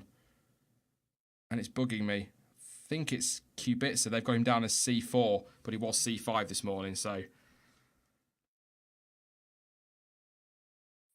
Yeah, the problem is with the C4 and C5 compounds, it's so difficult to tell them apart. Yeah. I know, one has the markings, one doesn't, but when they're going around at however many miles an hour it is, it's almost impossible to tell. A couple in chat saying Sainz cut a corner. I'd be interested to know which one, because his first sector is representative to everybody else, his middle one and his final one is as well. So I don't think he did. I think it was genuinely a very good time. Because it's not like Hamilton yesterday where his final sector was 1.2 seconds quicker than anybody else, if you know what I'm saying. So I don't think he's cut a corner. And there's been nobody said anything about it either. Nobody official, so... not that it really matters because times don't get deleted in testing, but we'll see. Probably just something floating around rumour-wise. Yeah, and I think it looks maybe slightly better than what it is as well, the lap, just because nobody else has dipped into the 117s today, other than Perez now. But everyone else is generally around the 118s to 119s, whereas in previous days, it's only 2 tenths quicker than what Hulkenberg was able to do on the 4th day last week. So it's not like it's a complete anomaly. No. It is a great lap, don't get me wrong, but it's not feasible, is it? It is perfectly feasible. Yeah. That's what I'm saying. It's not... I understand people are instantly going to see a McLaren at the top of the timesheets and think, wow, how's that got there? But no, there's been no track cut. Otherwise, we'd have a sector time that was completely abnormal. And it was on the C4, second fastest compound. So... or in theory, the second fastest compound. I And people say it was confirmed that Sainz didn't cut a corner. So there you go. And that just letting some people know about Vettel that are late to the stream. I know people are finishing work and school now, so I'll get a quick update on the big talking points of the day. Sebastian Vettel had a mechanical issue, problem on his left front, which saw him straight into the wall at turn 3. Yeah, not a great one. Not a great one at all. That's left Ferrari having to repair that. Fair lot of damage to both lots of suspensions, side pods, nose cone and front wing, obviously. So that's all had to be sorted out, I'd imagine. I wouldn't be surprised if they changed power unit and that the amount of time they're taking with it with Leclerc. They did fire the engine up about 10-15 minutes ago. So there was expectation that we would see Leclerc by the end of the day, probably just for a shakedown, but nothing at the moment. He is still in the pits, and we've got coming up to 11 minutes to go. So it's, if he does get out, it's going to be an outlap, an in-lap, an outlap, quote, flying lap, and then an in-lap. So not much from him. Max Verstappen was running very well, 114 laps. Then he ran off track. I don't know if it's connected, but then he came back to the pits and had a gearbox change. And some reports are saying, or at least speculating, they possibly changed the power unit as well, which for testing wouldn't surprise me. And that doesn't necessarily mean it's a reliability problem. They might just have changed it ready for tomorrow as well while they're doing it or something like that. I don't know. While we're here, sort of thing. 2 birds, 1 stone. And I suppose another big talking point of the day, Williams, Robert Kubica has been out there today, plugging away, doing some laps, 123, most that Williams have done so far in the test, with George Russell doing 119 yesterday. So really good couple of days for Williams. They needed it, didn't they? They really needed it after the start to last week. So great stuff from them. And I think Kubica is still out there. He is, so he's going to keep getting those laps in. A few going out. Verstappen just coming to the pits. Hulkenberg's heading out at the moment. But I think they're the big talking points if you look away from Sainz's time. But I suppose Sainz's time will grab the headlines, but I think Vettel will have all the headlines, won't he? Yeah, most probably, and that's just how it is. I'm afraid with the top 3 teams, they will take attention away from the rest, just because they are most likely to be competing for the championship come the season's end. Yeah, Vettel will take most of the headlines, and missing pretty much a whole afternoon of action. That's it is big news, and it's not something you'd see very often from the top teams. So it is a setback for Ferrari. In a pre-season that has so far gone swimmingly for them. And yeah, we'll have to see whether, I'm sure by tomorrow everything will be fine and back to normal, but big talking point from today. I'm not going to sit here and start giving people advice, but all I'll say to some in chat, don't feed the trolls. Idiots will be idiots. So there's absolutely no point doing it, so just ignore them. If anyone gets abusive, they'll be blocked, so that's fine. If they've got an opinion, they've got an opinion, that's fine, but just ignore them. Perez is going out again. Sainz is out there. Hulkenberg already out. Still nothing from Leclerc. Oh, we're going to see him bend. Do we think that's it? 8 minutes to go, getting on for. I mean, it would be lovely to see him, just even if it was an installation lap at the end of the day. But as we've kind of mentioned a couple of times so far, there's not much point in them risking anything. If the best strategy for them is to forget about the rest of the day and come back tomorrow stronger, then so be it. So I think it would be nice to see him out on circuit, and for Ferrari to prove to the world that whilst they have had a setback, they are back on track with what they want to complete over the next few days. But there's no point in risking anything. It's testing. Yeah, absolutely. It's for what is effectively going to be an outlap and in-lap and a... Oh, Leclerc's out. Oh, shut up, Ben. He's just on the timing screen. He's just updated to going out. But yeah, like you say, no point risking for what will be effectively a 3-lap run, won't it, with in-lap, flying lap, outlap, flying lap, in-lap. So yes, Leclerc is on track. Good news for Ferrari. Quick shakedown ready for tomorrow. That was a lot of damage on that car then. I know they had to investigate what the problem was as well.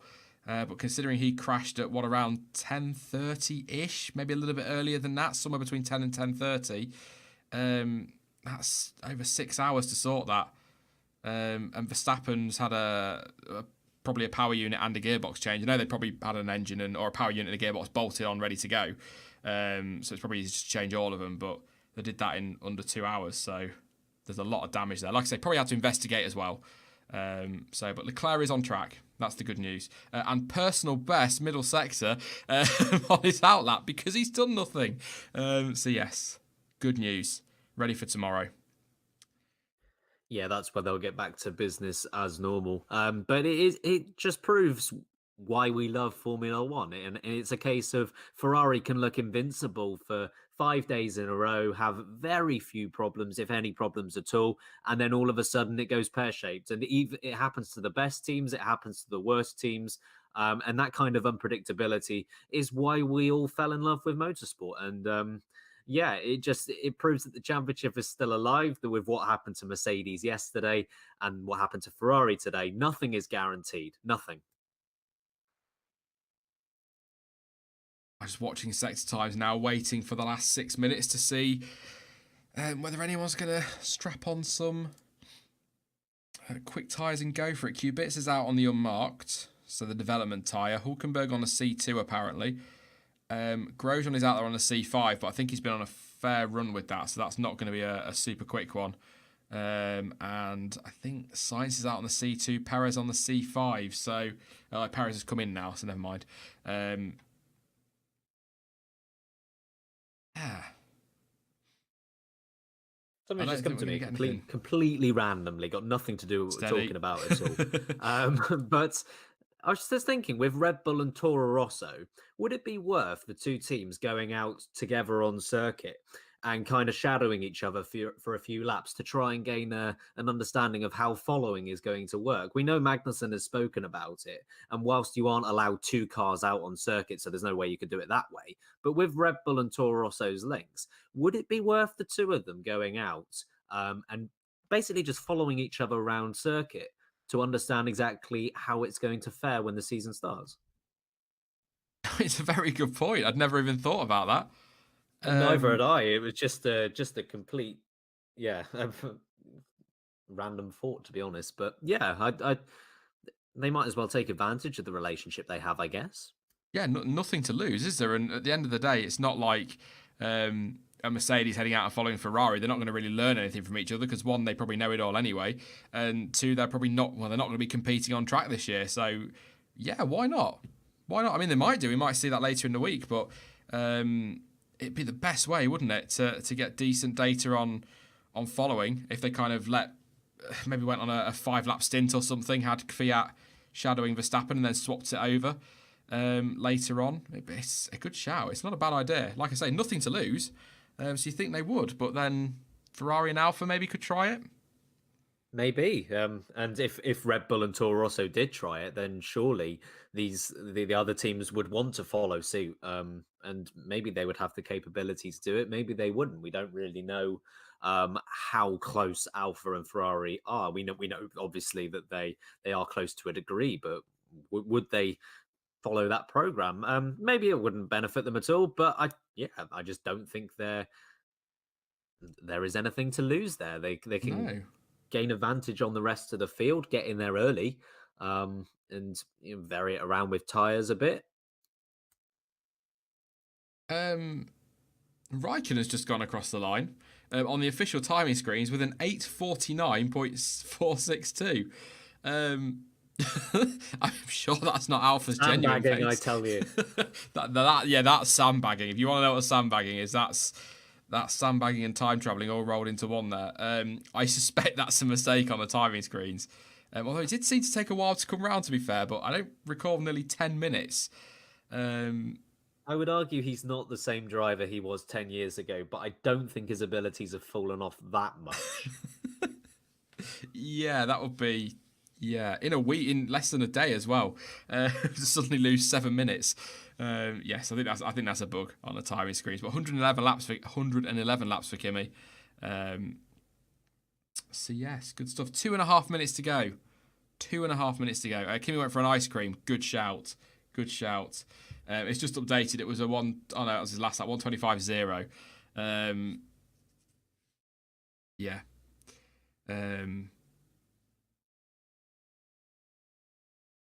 Just saw the 8 minutes and was like, whoa. Yeah, you're getting blocked, you absolute moron. But carry on. There we go. Shadow block for now. I'll ban you later. I'll be able to find you, no problem. Sainz is going out. Verstappen's out there. Hulkenberg is heading out as well. I don't think we're going to see a last blistering lap from anyone, Ben, annoyingly. No, I was going to say maybe Haas will go out there and try to put in a blistering lap like I thought they might do, but now that they're ahead of Verstappen, they've already got their hashtag better than Red Bull tweet lined up, so they've done their work for the day. Oh, they're sat there ready to press tweet, and then Verstappen just sticks a lap in 1,000th quicker than Grosjean. They have to change it to hashtag as fast as Red Bull. I would love to see that. Your impressions for today? That's a very good final question to... I assume you're on testing, not just like celebrity impressions. I do a good Father Ted, but I'm not going to do it because the Irish accent is shocking. I'm so tempted to as well. Yes, impression for today. Good way to round things off, actually, as we're coming into the last minute, and then it'll give people time to finish laps, and I'll quickly run down the times. As always, take it all with a pinch of salt. The lap times mean nothing. If Sainz and Perez are on the front row come Australia, then wow. That would be a shock. Shock of the decade. Shock of ever in Formula One. But I think ultimately everybody seems to have... even though we saw a Red Bull gearbox and possible power unit change, everybody seems to have stellar reliability for testing. We know these aren't cranked up at all yet, so that's good. The mileage is there for most teams. In fact, everybody, Perez 88, one of the best tallies of the test so far for Racing Point, so nearly 100. Ferrari, no doubt, would have gone through 100 had they not had their issues, but everybody else... Every other team except Racing Point, unless I'm missing it, Ben, have gone through 100 today. So mileage is absolutely spot on. Lap time wise, it's kind of like I say, you can't really read too much into it, but it's. I'm looking forward to seeing adjusted times on Friday night when they release them. Pirelli and Motorsport tend to do them, but I would say we're kind of where we were last week in terms of running order. Looking at the pace, but that's only a glimpse. I've not had a chance to really dig into the adjusted times, like I say, but I'd say we're about where we were last week. But Mercedes are definitely not third. And if they are, like you said earlier, Ben, we're talking by a tenth at most. Yeah, Mercedes are out there doing their own thing. It's very clear just because of how close the times are. And they did the same thing last year. They did the same thing last year of working on mileage and not on time. They kind of abandoned that last Thursday, but generally speaking, they go out there and put in the maximum amount of laps they can, and they're not too concerned whether they're top of the timesheets, bottom of the timesheets, or anywhere in between. Mercedes will prove their pace come Australia. I'm almost certain of that. And it's been another good day for Mercedes on a day where Red Bull have had their issues. Verstappen was sidelined for about 2 hours, and to be fair, he got 120 in despite that lengthy delay, which is seriously impressive. And of course, Ferrari had their issues today as well. So on a day where their two main rivals have not had a clean day of running, it was good for Mercedes after what happened yesterday that they've been able to put together 176 laps. Yeah, absolutely. So, I mean, we're pretty sure they were going to be fairly bulletproof this year anyway, and that's kind of been shown off. But again, they could crank that up on the final day and it all might blow up, so we just don't know. Again, same caveat as ever, it is just testing, but I think biggest surprise of the day is probably that lap time from Sainz. Whether that's a glory lap from McLaren, I don't know. I would be surprised if they cranked it up with 2 days still to go, but we'll wait and see. But I think the big story, the big headline of the day is going to be Ferrari. Vettel, mechanical issue which saw him in the wall at turn 3, and then he said 2, at turn 3, and that was pretty much...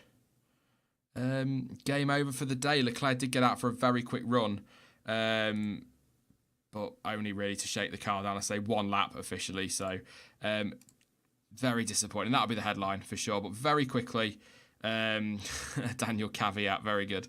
I'll run through the order very quickly. 117.1 for Sainz, that was set this morning. I'll get that up. That was a C5s, I think, or the C4s. One of the softer ones. Perez 117.8. He was on C5s. Vettel 118.1. Raikkonen 118.2. Grosjean 118.3. Verstappen 118.3 as well. So yeah, Haas as fast as Red Bull. 186 for Kvyat, 118.9 for Bottas, 118.9 as well for Hamilton, 118.0 for Hulkenberg, 119.3 for Kubica, and a 122.5 for Ricciardo. In terms of laps completed, Sainz 130, Perez 88, Vettel only 40 after that issue in the morning. Raikkonen 113, Grosjean 120, Verstappen 128, Kvyat 101, Bottas 74, Hamilton 102, Hulkenberg 58, Kubica 130, Ricciardo 72, and Leclerc just the one. CCTV has confirmed that Kimi Raikkonen has stopped coming out of turn 6, but the session is over. The session is over for today. So, yeah, I think we will leave it there, I think, Ben. Thank you very much for joining me this afternoon. It was great to have you on again. Are you on it? Right. I have no idea what's going on this week, mate. I'm not going to lie. Are you on again this week? I can't remember. Yeah, I'm back on tomorrow afternoon. There So same time tomorrow. Yes, so we've got